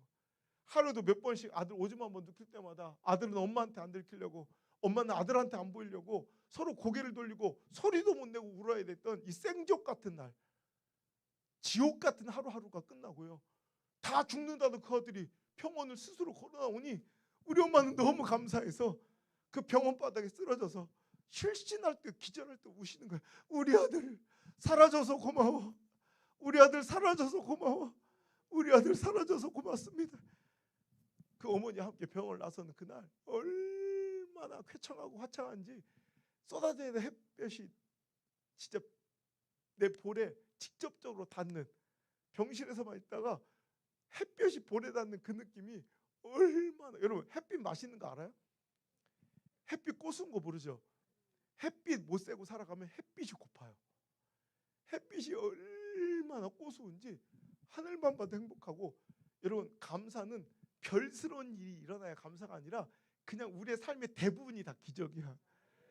여러분 그거를, 그렇잖아. 내가 오늘 맥주 감사주일에도 그 설교가 왔는데, 여러분 눈먼 바디메오가 눈을 뜬 게 기적이라면 눈을 멀지 않고 지금까지 똑바로 떠 있는 게 더 기적 아니에요? 꼭 눈을 멀었다가 꼭 떠야 기적이라면 내가 쑤셔서라도 다시 한번 멀게 해줘야 되는 거냐. 그렇잖아. 여러분 죽은 나사로가 살아난 게 기적이라면 죽지 않고 여태 살아있는 우리가 더 기적 아니에요? 여러분 앉은 자가 일어난 것이 기적이라면 앉지 않고 지금까지 걸어서 교회 나올 수 있는 우리가 기적 아니냐는 거예요. 우리는 꼭 잃고 빼앗기고 모든 것을 소멸되어야 그것을 기적이라고 생각하지만, 여러분 우리 대부분의 삶에 익숙해져 버린 것들이 다 감사인 줄 믿으시길 바라요. 저는 그때 하늘만 봐도 감사, 그 땅만 봐도 감사, 그 걸어만 가도 행복, 걸어만 가도, 걷기만 해도. 자기들은 걷다 뭘 주워야지 행복하잖아. 다만 돈 1,000원이라도 주워야지 막 할렐루야 해맑게 웃잖아. 저는 어떤 서프라이즈한 일이 일어나는 것이 아니라 그냥 내 발로, 아까도 얘기했지만 내 체중을, 내 하중을 바치고 내 발이 땅에 대 있는 이 느낌이 너무 행복한 거야. 진짜 이거 기적. 너무 감사한 거야. 그때는 어떻게 잘 먹고 잘 살고 뭐 이런 류가 기도 제목이 아니라 어떻게 하면 하나님 위해 살고 어떻게 하면 하나님 위해 죽을까. 그때는 그렇게 들어가기 싫었던 신학교 들어가는 건 문제도 아니야. 난 신학교가 아니라 불구덩이라도 들어가려고 그랬어. 난 그렇게 되기 싫었던 목사는 이거 일도 아니야. 난 목사가 아니라 순교라도 하려고 그랬어. 근데 이 은혜와 감사가 첫날 만날 죽을 때까지 가면 얼마나 좋겠어요. 여러분 그 은혜에도 유통기한이 있더라니까. 전과자고만 보니까 이런 은혜만 주시면 첫날 만날 죽을 때까지 주님 사랑하며 살 것 같은데, 인간이 얼마나 간사한지 몸이 건강해지고 회복되면 내 건강이 되찾아지니까 반비례로, 내 몸이 건강해지자 건강 회복되면 반비례로 은혜는 소멸되기 시작해서 유통기한이 다 돼. 내 정신이 딱 들어온 엄마야. 나 큰일 날 뻔했다. 나 목사 될 뻔했다. 내가 막 은혜에 취해가지고 신학교 정문 앞에 와 있어. 하마터면 들어갈 뻔했어. 하마터면. 야 이러다가 우리 엄마 아빠 꼬라지로 평생을 살 뻔했다는 생각하니까 아찔한 거예요. 참아 못하겠더라고. 그래서 하나님과 약속한 건 좀 미안하고 부끄러운데 할 수 없어. 너무 신학교 가기 싫어서 이번에 또 도망친다고 도망치기 일본으로 유학을 또 떠났어요. 뭐 이렇게 쓰레기 보도 그래. 나만 쓰레기요? 자기들은 올곧게 잘 살았나 봐. 난 그 성경 인물 가운데 그 요나시 있죠. 나 그 양반만 보면 그렇게 애적이 가고 남 같지가 않아. 난 지금까지 목회하면서 한 번도 그분을 나쁘게 설교해 본 적이 없어. 난 천국 가도 그분부터 찾아뵈려고 그래요. 누님 먼저 가시걸랑 내 한 분 좀 전해줘요. 응. 여러분 이 배역망덕한 놈 살려만 주시면 주의 종 되겠다, 그렇게 간절히 외치던 자가 살만해지면, 이거 우리들의 삶 아니에요? 살려만 주시면, 이 문제만 해결해 주시면 내가 주를 위해 이렇게 헌신하겠다 고백했던 자들이 살만해지면 딴짓거리하고 딴 생각 품고 살아가는 이런 자들 하나님께서 얼마나 많이 겪으셨을까. 여러분 감사절기 감사 열심히 잘 하셨어요? 다른 건 몰라도, 다른 건 부족해도 감사는 최고로 하셔야 돼. 저는 그래요. 저는 다른 건 다 부족해. 근데 감사는 1등이야. 저는 다른 거는 삼류처럼 살아도 감사는 난 절대 1등 안 뺏기려고 그래. 기독교 신앙은 감사에서 시작되고 감사로 끝나는 거예요. 감사는 성향과 성격의 문제가 아니더라고. 감사는 신앙이에요. 감사만큼은 정직하게 해야 돼. 여러분 절대로 진짜 내가 느끼지 못한 수많은 감사에 진짜로 감사할 수 있는 정직한 감사의 주인공 되시길 바라요. 그중에 정말 특별 감사할 것 진짜 너무나도 많은데 그중에서 진짜 우리 다 같이 한번 감사해야 될 것 중에 하나가 우리 하나님의 성품이 우리의 인격 같지 않은 걸 얼마나 감사해야 돼. 우리 하나님 성품이 우리 정도였어 봐. 우리가 다 죽었어 벌써. 안 그렇겠어요? 여러분 이거 왜? 여러분 우리 승질나고 분통하고 열받고 여러분 그럴 때마다 이거 한 명씩 처단했으면 이거 뭐 여기 벌써 다 죽었다. 그죠? 근데 우리 하나님의 성품이 다행히도 우리 인격 같지 않은 거야. 그러니 저와 여러분 이 자리에 있지 않습니까? 우리 하나님 진짜 대단한 분이에요. 이런 배응망덕한 놈 내치고 버리고 죽이셔도 할 말 없는 저를 오히려 하나님 버리지 않고 일본 땅 유학 시절에 저를 확 끌어안아 만나주시는데 전 일본 땅에서 그때야 비로소 전 인격적으로 열심히 영접하고요. 이제 아버지 때문에 다니는 교회가 아니야. 성도들의 시선과 관심에 떠밀려 할 수 없이 앉아있는 예배 자리, 사역의 자리가 아니라 진짜 내 안에 나의 하나님, 나의 예수님, 나의 성령님이 충만하게 임하시니까 여러분 경험하셨죠? 내 하나님이 진짜 내 안에 나의 예수님이 내 성령님이 내 안에 주인이 되시면 내 얼굴도 마음도 막 그냥 막 세상이 달라지고 내 얼굴도 마음도 기쁨 충만, 은혜 충만, 감사 충만, 행복 충만, 아싸라 비야 궁짝 비야 막 너무너무 좋다. 우리 하나님이 너무너무 좋은데 다만 목사만 안 시키시면 딱 좋더라고. 그때 대우하고 삼성이라는 두 기업에서 대우 망하기 전에 제가 뭐 유학생들 사이에서 뭐 소문이 이렇게 잘 돌아가지고 오해하신 거지. 제가 똑똑한 놈인 줄 착각하시고 대우의 총괄 본부장님이 저를 스카우트하시러 나가노에서 직접 찾아오셔서 저한테 제안을 하시자 삼성에서 또 총괄 본부장이 또 찾아오셔서 저한테 또 스카우트 제의를 또 하시고 하셔서 대우가 쫓아올 수 없는 제안을 삼성에서 해주셔서 제가 삼성과의 계약서에 사인을 해버린 거야. 근데 찜찜한 거야. 왜냐하면 우리가 은혜가 말라버리면 실은 두려움도 죄의식도 신앙의 양심도 없어. 왜? 신앙의 양심은 은혜가 있을 때 날카로워지는 거야. 근데 여러분 은혜가 말라버리면 신앙의 양심도 무뎌져서 겁 없이 그 짓들을 해. 우리 신앙생활 하다 보면 오 저거 겁도 없어. 어떻게 어머 하나님의 집에서 어떻게 교회에서 어떻게 주의 종한테 이런 사람들 많이 보죠. 우리는 두렵지만 그들은 두렵지 않아. 왜? 신앙의 양심이 이미 무뎌지고 여러분 신앙의 양심이 죽은 사람들은 절대 그것이 찔리지 않는 거예요. 저는 그때 은혜가 충만한 상태니까 신앙의 양심이 살아 찌르는 거예요. 그러니까 야 너 옛날에 신학교 간다고 하지 않아? 가만히 있어봐.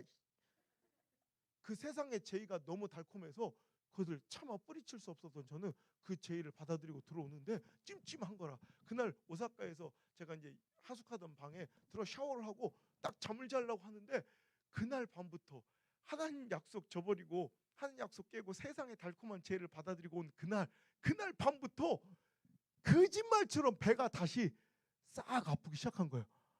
여러분 근데 차라리 그 배가 막 놀랬죠.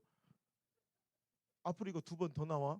분명히 경고했으니까 심장마비로 죽어도 이건 당신 책임이지 뭐. 차라리 아싸리하게 아프면 괜찮은데 이게 막 확 아픈 것도 아니야. 막 이게 기분 나쁘게 아픈 거 있죠. 막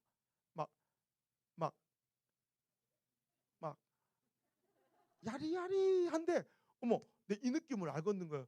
2년 전 내가 영국에서 배에 고름이 차들어갈 때 경험이 있으니까 알잖아.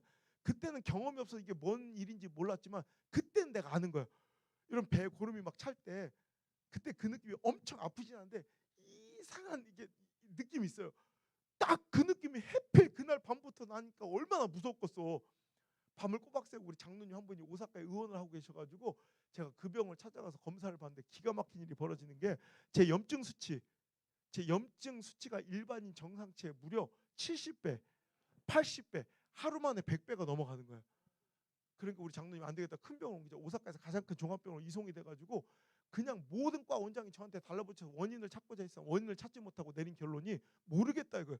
도대체 왜 이런 일이 벌어지는지 알지 못하겠지만 분명한 것은 당신 뱃속에 왜 그런지는 모르겠지만 고름이 꽉 차는 것 같다.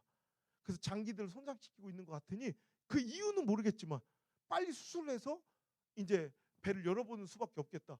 그래서 수술 날짜를 정해주는데 서울 제 간증집에도 저 시퍼렇게 살아계신 하나님 저 간증집에도 나와 있는 얘기인데 수술 날짜를 정해줘요. 소름이 여기서 쫙 돋는데 해필 그 수술 날짜가 2년 전 내가 수술 받은 똑같은 날 3월 20일 똑같은 날 똑같은 증상으로 이번엔 일본의 수술방으로 실려 들어갔는데 여러분 어떤 마음이세요? 여기서 내 생명을 하나님 걷어가시겠다는 두려움이 팍 드는 거야. 그래서 주여 살려주소 이렇게 기도도 못 하겠는 게 전 전과가 있잖아. 한번 했었잖아. 미안해서 못 하겠더라고요. 여러분 기도도 빡세게 할 수 있는 것도 은혜요. 여러분 이따가 기도의 기회를 드리면 간절히 한번 기도하고 부르짖고 상한 심령으로 기도할 수 있길 바랍니다. 저는 주야 이렇게 기도도 못하고 기도를 이루겠다가 주여. 답답하시죠? 저도 답답합니다. 주님 이름은 어떨까요? 그저 속는 셈 치시고 속는 셈 치시고 한 번만 더 살려주시면 이번 내가 진짜로 목사 되었습니다. 이 부끄럽고 민망하기 짝이 없는 기도를 하나 응답해 주시고, 저는 수술 중에 일본인 의사가 집도했던 일본인 의사가 얘기하기를 저는 의학적으로 수치상으로는 죽음이야. 죽음을 경험했던 사람이에요. 근데 극적으로 호흡이 돌아오고 심장이 다시 뛰기 시작해서 제2의 인생을 이렇게 보너스로 덤으로 하나님께 받아 여러분 앞에 서서 우리 하나님이 지금 이 순간에도 여러분의 삶에도 시퍼렇게 살아계심을 선포하고 간증하고 있습니다. 할렐루야. 우리 하나님께 감사 영광의 박수 한번. 이제 그 이후로 저는요 더 이상 불순종은 없어. 그 길을 가긴 갈 거예요. 안 가진 않아. 그런데 너무 서운한 마음 어쩔 수 없더라고요. 그렇잖아. 하나님 목사가 필요하시면 내 주변에 목사 되고 싶은 애들이 많아요. 쟤들 좀 데려가요. 근데 또 걔들은 안 받으신대. 걔들은 오히려 신학교 가려면 불이 나고 물이 차고 또 안 받으시는데 왜 싫다는 사람을 굳이 꾸역꾸역 데려가다가 죽였다 살렸다 죽였다 살렸다 이러시면서까지 데려가시는지 막 당체 이해가 안 되지만, 하나님 제가 그랬어요. 이렇게까지 저를 싫다는 사람을 꾸역꾸역 데려갈 때면 우리 하나님 장난도 아니고 뭔가 이유가 있을 거 아니에요. 시킬 일이 있으시니까, 시키실 일이 있으니까 데려가실 거 아니에요. 제가 그 이유를 알자고 주님께 단판을 걸었어요. 주님과 야곱의 야뽕 나루터처럼 일본의 그 제 회복실과 중환자실은 야뽕 나루터가 된 거예요. 저는 지금도 그렇지만 밥벌이로 목회할 생각이 추워도 없어요. 단 하루도. 가장 비참하고 비굴한 인생이 밥벌이로, 직장으로, 직업으로 목회하는 사람들인 것 같아요. 저는 하나님 밥벌이로, 직업으로 목사할 생각이 추워도 없는 거 아시죠? 저를 이렇게 데려가실 거면 저를 데려가셔 시키실 일을 알려주세요. 그럼 그 목회의 사명과 내 인생의 목적만 알려주시면 내 목숨을 걸고 그 이유로 드리겠습니다. 매일 밤 하나님과 씨름하는 거예요. 그러다 오늘 하나님께서 저에게 세 가지 비전을 주시는데, 첫 번째 교단주의 벽을 허물어라. 두 번째 침체되어간 한국교회 희망의 불씨가 부흥의 불씨가 될 것이다. 되라가 아니라 그건 될 것이다. 그러죠. 세 번째 아직도 위로가 필요한 내 백성들과 교회들이 많다. 그들을 위로하라. 이 세 가지 비전은 내 이성과 지성으로 스스로 생각하고 품을 수 없는 꿈인 걸 내가 잘 알아. 그때는 뭔 말인지 알지 못. 지금 미약하게나마 그 일을 하고 있으니까 이해가 되지만 그때는 무슨 말인지 꿈과 같은 이야기지만 분명 하나님께서 나에게 주신 소망인 거 분명하니까, 하나님 주신 사명인 거 분명하니까 내 심장에 오롯이 새기고 태어나자마자 주변 사람들의 만류 다 뿌리치고, 교수님도 수료증이라도 받아갖고 가라 다 뿌리치고 태어나자마자 무작정 한국으로 들어와서 이것만 붙들고 기도하는데 도대체 어디서부터 시작해야 될지 알지를 못하겠더라고요. 2번 3번 한국교회 희망의 불씨가도 누군가를 위로하는 거 이거는 너무 힘들고 뭐 어디부터 당치 시작해야 될지 모르겠는데, 그나마 비교적 1번이 좀 쉽더라고. 교단주의 벽을 허물어라. 내가 딴 교단 가면 되겠더라고. 그 우리 아버지가 무슨 교단? 그래서 내가 순복음에 왔어요. 제가 실은 여기 합동 측에서 제가 담임 목사 청빙이 좀 들어와요. 큰 말하면 목사님도 아실 수 있는데, 물론 제가 거절하니까 공론화되지 않지만 여러 교회가 들어왔거든요. 지금도 기다리고 있는 교회가 있고. 그런데 그때마다 제가 거절하면 물어보시는 거예요. 그럼 아니 안 목사님, 아니 그럼 감리교를 떠날 것 같으면 우리 합동으로 오지, 우리 통합으로 오지, 우리 고신으로 오지, 우리 성결로 오지, 우리 백석으로 오지, 왜 하필 순복음으로 갔냐고 그렇게 물어보면, 제가 요거 끝나면 바로 여의도 순복음에 집회인데 거기 가서 똑같이 하는 얘기니까 이해하고 들으셔요. 뭐 여기서만 그런 거 아니까. 그때 당시 내가 가장 싫어했던 교단이 순복음이요. 그래서 내가 가장 싫어하는 대로 간 거예요. 왜냐면 이해되지 않는 거예요. 저는 굉장히 이성적이고 논리적이고 합리적인 걸 추구하는 사람이에요. 전 4살 때부터 책을 중독에 가깝게 읽어요. 그러니까 누가 시키지도 않는데 스스로 글씨를 혼자 글자를 혼자 튀어가지고요. 그냥 밥 먹는 것보다 책 보는 걸 좋아해서. 지금도 이렇게 집에 오면 저는 뭐 목사님께도 젊은이 부탁하는 게 밥 먹는데 시간을 뺏기지 않았으면 좋겠습니다. 딱 이거예요. 딱 점심 한 끼만 딱 대접받고 방구석에 나오지도 않아요. 그러니까 다른 일정 평소에 뭐 세미나나 방송이나 이렇게 나가야 될 때도 있는데 그 외에는 호텔방 문고리도 안 잡아요. 책 지금 몇십 권 갖고 와가지고 혼자 책만 읽고 집구석에 방구석에 한 번도 안 나와. 그러니까 지금도 어렸을 때부터 계속 그렇게 살아오니까 이성적이고 논리적이고 합리적이고 객관적이고 막 이런 이성적 사고들이 머리에 꽉 차 있는 거야. 그런 사람들이 볼 때 원색적인 성령 운동을 펼치는 순복음은 이해되지 않았던 거예요. 신비주의적 활동가들처럼 보였던 그들을 전 이해할 수 없어. 나와 다른 걸 틀렸다고 까내려보는 이 오만함이 나한테 있었던 거예요. 여러분 이런 자가 이제 성령 운동의 전파자가 된 거 이것 자체가 기적이에요.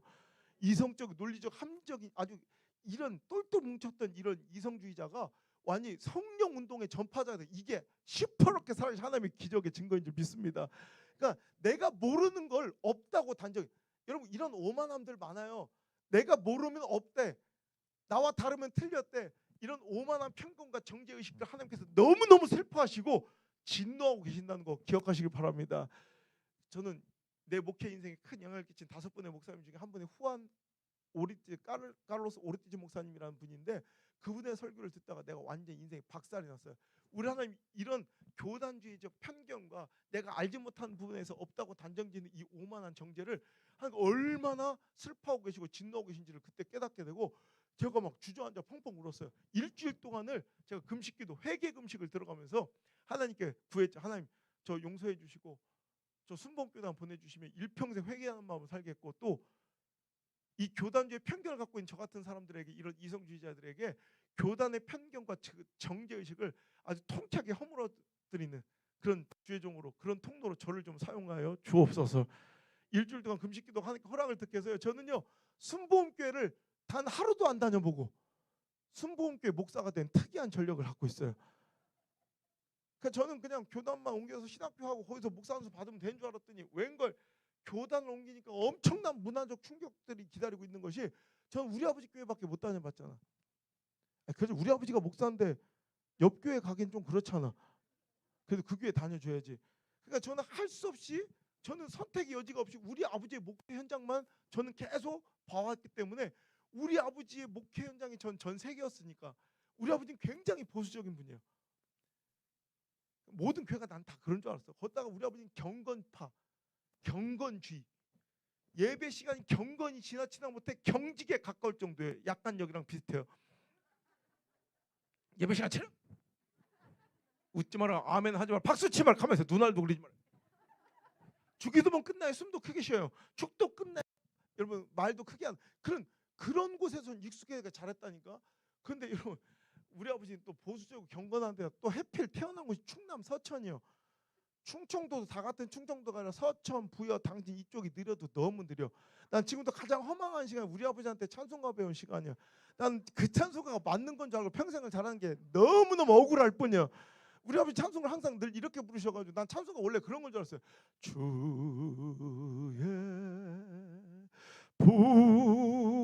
부여 이러면 여러분 이제 우리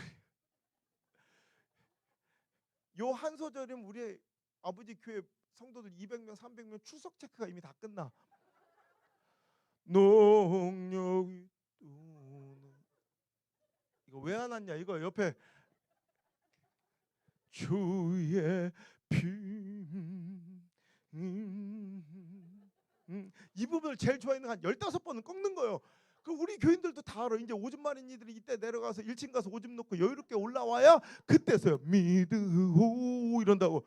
나 원래 그런 건 줄 알아 찬송이. 그런데 내가 난생 처음 순복음식 예배를 접해본 게 신대원 신학교 가서 채플 시간에 신학생들과 드리는 예배가 난생 처음 순복음 예배인데 깜짝 놀랐어. 나 이런 광경과 뜨거움을 처음 접했는데 채플실 문을 여는 순간 뜨거운 열기가 확 오는데 깜짝 놀랐어요. 너무 무서운 거야. 걷다가 찬송을 박수를 치에 눈알을 어딜 보고 치는 건지 막 앞에를 봐야지 막 이 눈알이가 너무 무서웠어요. 걷다가 내가 외국 나갔다 들어온 지 귀국한 지 얼마 안 돼서 그런가 찬송가를 내가 모르는 것만 계속 불러. 그래서 난 이게 신곡인 줄 알았어. 새로 나온 찬송가인 줄 알았어. 오늘 가사를 가만 듣다 보니까 내가 아는 찬송 제발 제발 내가 아는 주의 보혈은 이런 보혈이 아니었거든. 어째 그렇게 찬송가를 빨리 부르는지 깜짝 놀랐어요. 근데 이놈은 승부욕과 자존심 문제예요. 어느 날 자존심 이 승부욕이 발동해. 하나님 언제까지 내가 순복교단 와가지고 이놈의 찬송가를 구경만 하고 있겠나니까 주여 저도 이제 순복교회 목사가 될 사람인데 이제 내가 이 찬송 오늘만큼은 이 찬송가를 순교할 각오로다가 완창하여 바치겠나이다.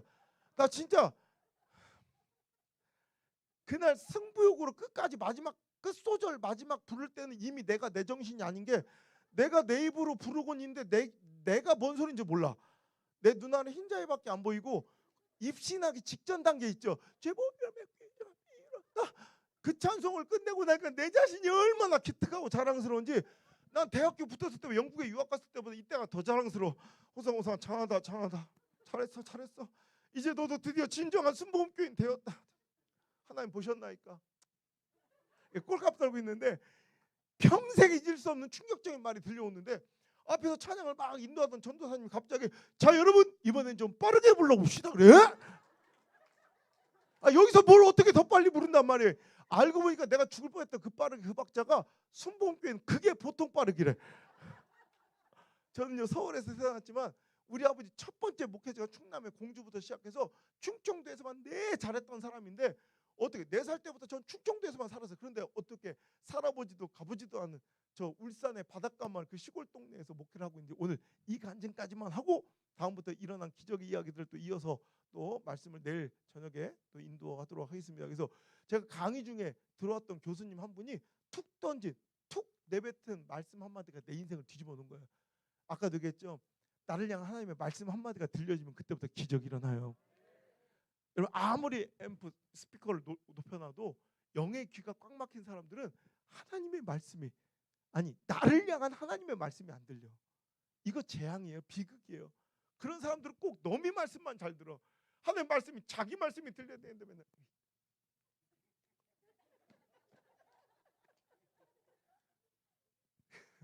너나 잘하세요. 여러분 그 말씀이 들림이 축복입니다. 그 말씀이 들리는 축복이 있을지어다.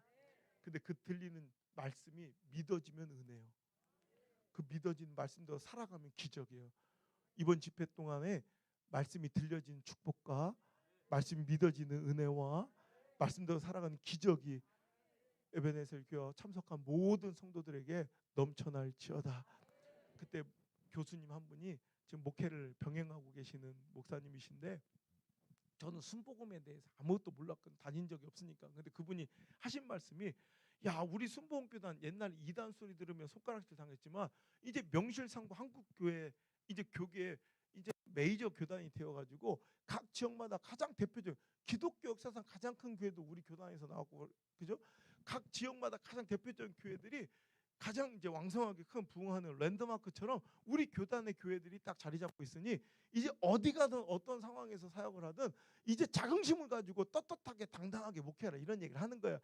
신학생들 자긍심을 고취시키기 위해서. 그러면서 갑자기 툭 던진 말이 푸념 섞인 말이 그런데 말이야 다른 데는 다 됐는데 어찌 그렇게 울산만 안 되나 몰라. 이런 울산은 순복음의 무덤이야. 유일하게 조용기 목사님과 여의도 순복교에서 지원하고 사람들을 이렇게 이게 다른 광주도 그렇고 다 어느 지역이나 이런 몇백 명이 아예 모여서 개척을 해요. 40년 전 이렇게 해서 그 교회들이 몇천 명으로 이렇게 몇만 명 이렇게 부흥한 교회들이 많거든요. 우리 울산도 40여 년 전에 500명 성도를 아예 모아주고 건물까지 싹 다 지어서 모든 시스템 인적 지원을 다 해줬는데 그 500명이 다른 지역처럼 몇천 명, 몇만 명으로 부흥한 게 아니라 그 500명이 지금 40년이 지나면서 200명 안쪽으로 줄어 있어요. 그게 울산광역시 우리나라 6대 대도시의 우리 교단의 가장 큰 교회였다니까. 그 교회가 우리 교회 나오기 전까지. 그 정도로 다른 곳은 다 됐는데 유일하게 순복음이 자리 잡지 못해서 여기로 말하면 노회가 아니라 다른 광역시 노회가 2개, 3개씩 나오는데 울산만큼은 순복음이 아직도 여기로 말하면 시찰 지방에 하나가 20개 교회, 30개 교회가 나와서 시찰 하나라도 나와야 되는데 아직까지 울산 지방회가 없어요. 지방에 하나 20개, 30개 교회 모으려면 어디까지 가야 되냐면 울산광역시, 울주군, 경주시, 포항시, 울진군, 울릉도까지 합쳐야 겨우 30개 교회가 나와서 한 개 지방회가 되는 거예요. 울자만 들어가면 다 같은데요. 울산에서 울진 가려면 3시간 넘게 걸려. 그런데도 한 지방에 한 시찰로 묶여 있을 정도로 정말 이상해. 울산은 순복음의 무덤이야. 이 말을 듣는데 내 심장이 터질 듯 뛰는 거예요. 쿵, 쿵, 쿵, 쿵. 그래 이거다. 내가 어차피 하나님의 시퍼렇게 살아계심을 증명하는 게 내 인생의 목적인 건데, 내가 어차피 순복음교단 왔으니 어영부영 어디 큰 교회 부목회자 하고 뭐 이런 거 말고 진짜로 내가 아무도 도전하지 않는, 아무도 가지 않는 가장 힘든 곳으로 가서 우리 하나님 여전히 지금도 시퍼렇게 살아계시다, 이거 한번 증명하는데 내 인생을 바치고 싶다. 그래서 그 강의 끝나고 수업 끝나고 교수님 나가자마자, 제가 지금은 그 교회 집회를 가는 강사가 되어 있지만 그 교수님 나가자마자 바로 교단 본부 총회관에 전화를 해서, 내가 신대원 1학년생인데요, 내가 이런 얘기를 들어서 그러는데 가장 힘든 곳 하나만 찍어주십시오. 내가 가서 개척을 하고자 하니. 장난 전화인 줄 알고 끊더라고. 재차 전화해서 제 이제 의지를 밝히니까 며칠 만에 연락이 왔는데, 글쎄 울산에 온양이라는 시골 마을로 내려가래. 나 온양이면 온천인 줄 알았지. 울산에 온양이라는 그 바닷가 마을인데 거기는 천지창조이래. 지금까지 단 한 번도 순복음교회가 발붙이지 못했고 아직도 순복음 교회를 이단이라고 터부시하는. 그러니까 만약에 가서 제가 개척을 하면 그 지역 최초의 순복음 교회가 된다는 거예요. 전 최초 처음 이런 거 겁나 좋아해. 그래서 결혼도 안 한 총각 전도사 30살짜리가 여러분 한 번도 가보지 않은 땅, 그 울산 그 시골 바닷가 마을로 여러분 무작정 내려간 게 벌써 17년 됐네요. 울산광역시 울주군 온양 운하리 44-3번지 밭대기 80평을 사서, 여러분 우리 인생을 이끄는 힘과 모든 결정과 선택의 고려와 여러 가지 고민의 대상은 무엇입니까? 우리가 어떤 진로와 인생의 선택을 할 때, 어떤 스텝들을 옮겨갈 때, 우리 인생의 스텝을 결정해 갈 때 가장 많이 고려되는 대상들, 조건들이 뭐예요? 거의 가능성 있는가? 확률 아니에요? 분석, 통계, 내 상황, 내 처지, 형편, 내 꼬라지, 감정, 사상, 관계, 이념. 내가 웬만하면 어휘력이 잘 안 딸리는데 야 에베네셀 강하네. 와 도전의식, 전투의지가 활활 타오르고 있어요. 다른 교회 같으면 벌써 아멘이 4번은 터졌을 건데. 자 여러분 우리가 다음 스텝을, 어떤 인생의 스텝을 여러분 옮겨갈 때 거의 대부분 이것 따라가요. 가능성, 상황, 처지, 확률, 분석, 통계. 집에는 갖고 싶은가 봐요. 슬슬 내 성격은 알겠고 집에는 가고 싶고. 여러분 그런데 그때 저는 가능성, 확률, 상황, 통계 따위, 내 관계, 감정 따위, 여러분 이 따위가 내 인생을 이끈 것이 아니라 저를 그곳으로 이끈 유일한 한 가지 이유, 하나님의 콜링, 하나님의 부르심, 하나님의 부르심의 그 사명의 심장 소리, 펄떡 내 귓구멍을 찌르듯 뛰는 사명의 심장 소리 하나 나침반 삼아서 무조건 그 심장 소리 하나 따라간 게 벌써 17년 전. 30살짜리 총각 전도사, 아무것도 모르는 그 총각 전도사가 벌벌 떨면서 주여 제가 이렇게 왔사오니 저를 사용하여 주옵소서. 그 맨바닥 땅바닥에 무릎 꿇고 눈물로 그 땅을 적시며 등짐지어 여러분 1년 동안 그 돈 되는 만큼 교회를 또 짓고 해가지고 여러분 끼껏해 48평짜리 50평짜리 단층 건물 세워놓고 시작한 것이 우리 교회 개척의 시작이 되었고요. 그 좁아터진 단층짜리 건물이 좁아서 더 이상 앉을 자리가 없어서 또 건축하고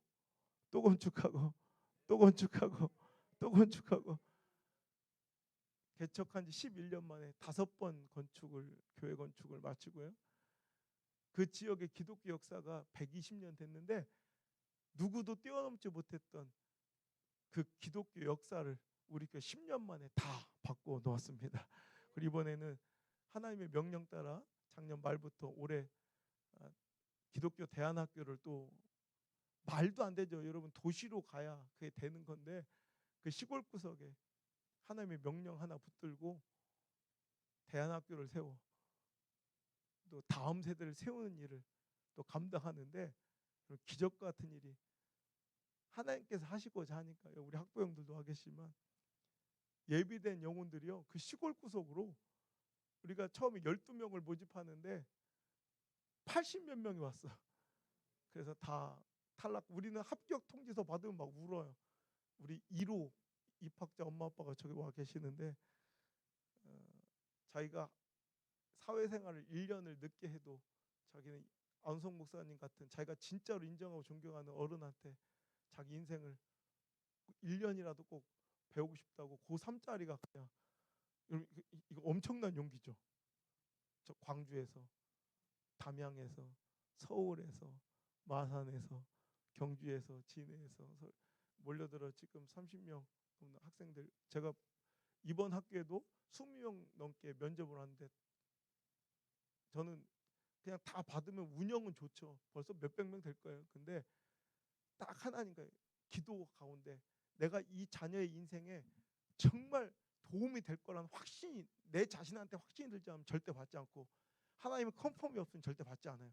지금도 기다리고 계신 분들이 그 컨펌이 없으면, 저는 장사하려고, 저는 학교를 하면 할수록 사람 한 명을 받으면 받을수록 손해가 본 사람이에요. 굳이 받을 필요가 없어. 다른 데처럼 학생을 봐서 돈을 버는 학교가 아니라 우리는 웬만한 학원비밖에 안 되게, 오히려 학생 한 명 올 때마다 제 돈을 더 써야 되는 그런 상황이라 정말 전심으로 하나님 기도해서 컨펌을 받아야 입학시키는.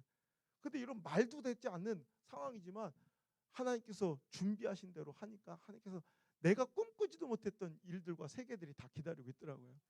여러분, 어느 날 제가, 오늘도 서울에서 많은 사람 우리 교회 내려오셔서 못 들어온 분도 계시고, 코로나 때문에 바깥에 영상으로 예배 드리고 가신 분들도 계시고, 또 들어올 수 있는 분들도 계셨는데, 한 분이 너무 놀랍다고, 자기가 생각했던 거와 달리 막 너무 주변이 막 아파트도 많고 그랬더니 이게 불과 몇 년 전에 일어나, 그래도 그 아파트 바로 한 블록만 건너가 보시라고 다 논이라고 그랬더니 깜짝 놀라더라고.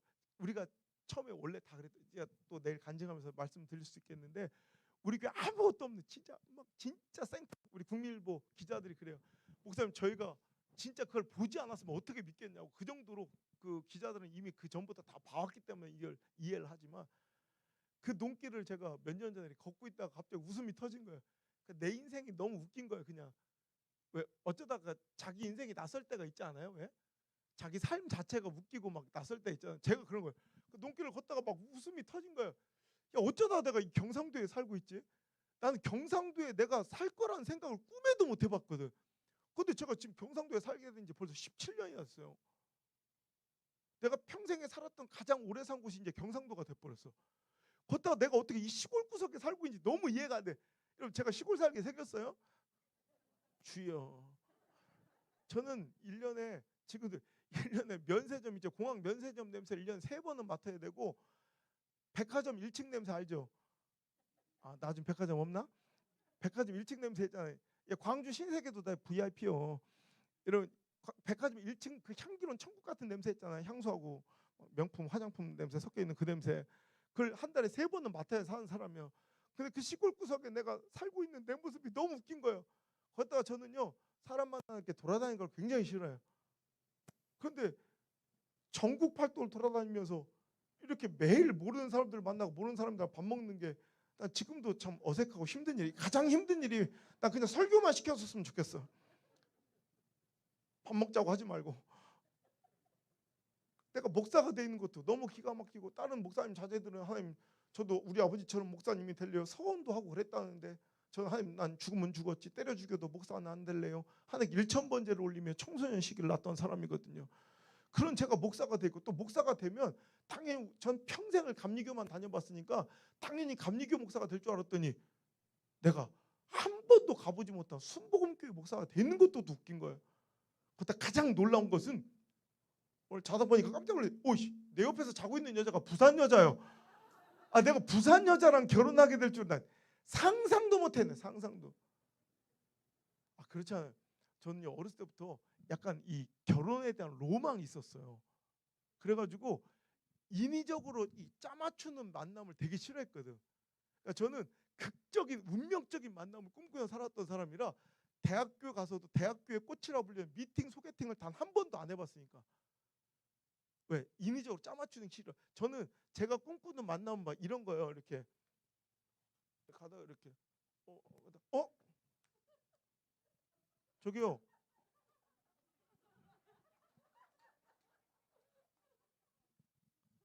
따라라라라라라 이거죠. 이런 운명적인 만남을 기다렸던 내가, 선이 뭐예요? 선이 쪽팔리게. 형님, 선이란 단어는 형님한테 어울릴 단어지, 그죠? 누님한테나 어울릴 단어지. 내 인생의 첫 번째 선이자 마지막 선이 그 여자요. 선보고 한 달 반 만에 결혼했거든요. 그래서 3남매를 지금 낳아가지고 아들, 딸. 어째 이렇게 감동이 없어요? 누님도 그러는 거 아니에요? 내가 그냥 딸이면 자랑도 안 해요. 근데 봐봐, 아들 연년생 낳고 막내가 딸이면 이건 그냥 딸이 아니에요. 이건 천사예요, 천사. 난 아직도 우리 딸 안나 자고 있으면 등짝을 만져본다니까 혹시 날개가 달렸나 싶어가지고. 실은 이번 집회를 제가 요 주간밖에 없는데 목사님 집회를 요청하셨는데 도저히 내가 갈등을 되게 많이 했어. 실은 제가 절대 집회를 안 해야 하는 주간으로 빼던 주간 이번 주간이어서 제가 여기를 오게 된 건데 우리 안나 생일이거든. 안나가 지금 엄청 삐져 있거든. 우리 안나 생일은 우리 교회에서 안나는 언터처블이야, 별명이. 누구도 건들 수 없는. 여러분, 어떤 때는 제가 이렇게 우리 집인데 내가 낯설 때가 있어요. 전 주일날 이렇게 나와서 토요일날 들어가기를 이렇게 매년 반복하다 보니까 오늘 내 집인데 내가 들어갔는데 너무 낯선 게, 글쎄 우리 집에 부산 여자 한 명하고 울산 애들 3명이 모여 앉아서 뭐야? 아니다. 어디? 아짜 뭐 이러고 있는 거야. 나 지금도 이게 너무 어색하고 낯설어. 그러니까 녹기를 걷다가 참 내 인생이 기구하고 웃겨. 어쩌다 내가 이렇게 내 생각대로 된 게 어찌 이렇게 하나도 없냐. 내 뜻대로 내 생각대로 된 게 아무것도 없더라고. 그래서 너무 감사해. 그래서 너무 행복하더라고요. 그때 제가 생각해봤어요. 갑자기 그럼 내 생각대로, 내 뜻대로, 내 계획대로, 내 기도대로, 내 예상대로 모든 것이 다 풀려지고 되었더라면 난 지금 어떻게 지금 살고 있을까가 궁금한 거야. 갑자기. 우린 여러분 그걸 형통이라고 부르잖아. 내가 생각한 대로, 내가 뜻한 대로, 내가 기도한 대로, 내 예상대로 다 풀려지는 걸 우린 잘 됐다고, 형통했다고 그러잖아. 근데 그게 막상 아니더라고요. 만약에 내가 그때 그날에 기도하고 예상했던 대로 내 뜻대로 내 생각대로 모든 것이 풀렸다면 전 지금 서울대 나와서 삼성의 부장쯤 돼 있겠더라고. 그러면 속고 살겠죠. 내 인생 그것이 최고의 축복이고 성공인 양 속고, 나 자신도 속고 살고 있겠죠. 근데 제가 지금 누리는 하나님께서 세워주신 존귀함과 풍성함과 자유함과 행복함에 비하면 그런 대기업의 임원쯤은 저한테 비교의 건덕지도 되지 않는, 비교의 대상조차 되지 않는 행복과 기쁨의 주인공이 되어 있는 거예요. 여러분, 그때 제가 막 새어나오던, 내 인생을 바라며 새어나오던 웃음이 갑자기 눈물로 변하기 시작해서 그 자리에 주저앉아 수첩을 꺼내 막 희갈겨 쓴 책 제목이고 오늘 설교의 제목이 바로 이거예요. 생각대로 되지 않는 건 참 멋진 일이다. 빨간 머리 애네 나오는 대사인데요. 내 생각대로 되지 않는 건 참 멋진 일이네요. 왜냐하면 내가 생각지도 못했던 일들이 벌어지곤 하거든요. 여러분 그렇지 않습니까? 요셉도 그의 인생에 생각대로 예상대로 되지 않았던 끔찍한 패배와 실망스러운 결과만 이어졌죠. 17살짜리 소년이 기대하고 예상한 건 성실히 끝까지 그 심부름을 완수하면 칭찬받아야 마땅하죠. 격려받을 줄 알았죠. 근데 오히려 격려와 칭찬은커녕 형들이 양이나 소를 잡을 때나 볼 법한 살결인 눈으로 자기에게 달려드는 걸 봅니다. 자기 아끼는 채색 옷을 갈기갈 찢습니다. 그 음침한 구덩이에 그를 빠져 떨어뜨려 놓고 위에서 수근수근 회의를 시작하는데 회의 안건을 잘 들어보니 그 회의 주제가 뭐예요? 저 새끼를 죽일까 말까. 여러분 원수 도적 때도 강도 때도 아니고 우리 형제들이 나를 죽일까 말까로 갑론을박을 펼치고 있다면 여러분 그 목소리 잊을 수 있어요? 모르겠어. 저는 앞에서 이렇게 미신것 같아서 진짜 제 실제 성격은 극소심한 트리플 A형이에요. 저 같은 트리플 A형들은 그런 목소리 죽어도 못 잊어. 회의가 끝났는지 나를 끌어올려주네. 아 형들 나 놀랬잖아. 몰래카메라야 뭐야. 근데 갑자기 나를 짐승처럼 묶어가지고 노예로 팔아버려.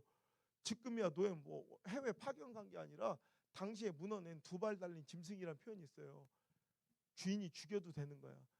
여러분 이렇게 인권국가를 자처하는 미국도요. 1800년대 후반까지만 해도 여러분 주인한테 생명권이 있었다고 죽여도 상관없는 거야. 여러분 부잣집 도련님, 그 사랑받던 채색 옷 입고 살아가던 그 부잣집 도련님이 짐승처럼 묶여서 여러분 말도 알아듣지 못하는 문화도 다른 이집 땅에 팔려갔으니 얼마나 불행하고 얼마나 애처로운 인생이겠어요. 생각해요. 갑자기 팍 정신 차려 인신매매를 당했어. 정신 차리면 그 신안에 새우잡이어서요. 그래도 어쩔 거요. 감사하지 뭐. 그래도 말은 통할 거 아니요. 뭐 시키는지 알아듣기나 김치라도 얻어먹을 거 아니에요. 근데 갑자기 퍽 정신 차려 보니까 저 보르네오 고무 농장이요. 묘하게 잘 어울려. 거기서도 잘 살 것 같아. 여러분 얼마나 여러분 황당한 상황이겠어요. 근데 그는 생각하고 계획하고 그는 뭐 예상했겠죠. 내가 어떻게든 말도 잘 배우고 문화도 익혀서 어떤 주인 집에 팔려가든 인정받고 성실하게 잘 살아서 그 주인에게 이득을 드리면 우리 아버지 죽기 전에 어찌라도 내 얼굴이라도 한번 볼 수 있는 기회가 있지 않을까, 이런 예상과 생각과 소망으로 살았을 것 같아. 정말 하나님께서 그에게 형통함을 주셔서 그가 손대는 모든 일마다 복을 받아 이제 보디발이 그 주인이 그에게 모든 정권을 맡길 정도로 총애를 받고 그 집안의 총무가 되어 이제 그 계획과 예상도 얼마 남지 않을 것 같은 정말 그 뜻이 이루어질 만한 그날 밤 그 주인집 돼지 같은 아줌마가 갑자기 그래서 안 돼요 아줌마한테 그러지 마요. 그때 미투 해가지고 깜빵이 한 거야. 얼마나 억울해요. 죽여버리고 싶지. 안 그러겠어요? 그의 삶은 그랬을 거예요. 어째 이렇게 내 생각대로 되는 게 없는지, 어째 이렇게 내 기도대로 되는 게 없는지, 어뜻대로 내 뜻대로 되는 게 없는지 아마 원통하고 억울했을 것 같아. 근데 우리는 알거니와 그의 인생이 자기의 시점으로 자기의 눈으로 현실을 바라보면 절망이고 실패고 억울함이고 누명이고 고독이고 절망이지만 우리는 알거니와 우리가 그의 인생을 전지적 작가 시점에서 보면 그의 인생이 실패예요? 그게 절망이에요? 그게 억울함이에요? 그게 외로움이에요? 아니라는 거예요. 전지적인 하나님의 시점으로 바라보면 그는 스스로 꿈꾸고 기도하지도 못할, 그가 어떻게 애굽의 총리 대신이 될 꿈을 꾸며 이스라엘 민족의 모태가 되고 태동이 될 이스라엘 민족을 살리는 인큐베이터 같은 역할을 할 것을 하나님께 기도하고 간구했겠냐는 거예요. 우리 스스로는 꿈도 꿀 수 없는, 내가 생각지도 못할, 예상치도 못할 하나님의 놀라운 계획을 그의 실패를 통해, 그의 절망을 통해, 그의 고독을 통해, 그의 억울함을 통해 이뤄가신 하나님, 그가 절망으로 부르는 건 1인칭 주인공 시점으로 바라볼 때의 얘기죠. 전지적 하나님의 시점으로 바라보면 그의 실망은, 그의 실패는, 그의 절망은 실은 하나님께서 그가 꿈꾸지도 스스로 생각지도 못할 가장 놀라운 축복으로 옮기시는 이정표이며 지름길이며 나침판이었는 줄 믿습니다. 여러분의 인생도 다르지 않음을 믿으시길 바랍니다. 여러분의 인생도 다르지 않음을 믿으시길 바랍니다. 여러분 생각이 깨어지고 내 뜻이 꺾여져 갈 때 이루실 하나님의 놀라운 역사를 기대하시길 바랍니다. 그래서 절망하면 안 돼요. 이제 내 뜻이 무너지고 내 계획이 어긋날 때 이루실, 내가 꿈도 꾸지 못할 하나님의 계획을 기대하시고 설레시는 에베네셀 모든 교회들과 참여한 모든 교회들 되시길 주여로 축원합니다. 2021년 어땠어요? 여러분 뜻대로 이제 전반전이 다 끝나버렸어요. 여러분 뜻대로 잘 풀렸는가요? 여러분 생각대로 모든 게 잘 풀렸는가요? 여러분 생각대로 잘 되어가고 계세요? 아니죠. 내 뜻대로 되지 않고 내 생각대로 되지 않았던 많은 일들 있으셨죠? 축하드립니다. 여러분 생각대로 되지 않는 건 참 멋진 일입니다. 이제부터 여러분 생각지도 못했던 일이 벌어집니다. 내 뜻대로 되지 않는 건 참 멋진 일입니다. 뜻밖의 하나님의 역사가 시작될 줄, 그 위대한 뜻밖의 역사가 시작될 줄 믿으시면 아멘. 내 예상대로 되지 않는 건 참 멋진 일입니다. 내 인간적인 허접한 인본주의 계산질로는 꿈도 꾸고 계산치도 못할 놀라운 하나님의 한 수, 신의 한 수가 내 삶 가운데 개입될 줄 믿으시면 아멘. 그러니 두려워하지 말고 놀라지 말고 하나님을 소망 삼아 상황과 처지 형편에 기죽지 말고 쫄지 말고 이제 나를 세우시고 높이실, 역전시키고 회복시키실 풀림의 은혜를 선물하실 하나님만 바라보시고 소망하며 오늘도 설레이며 기쁨으로 전진합시다.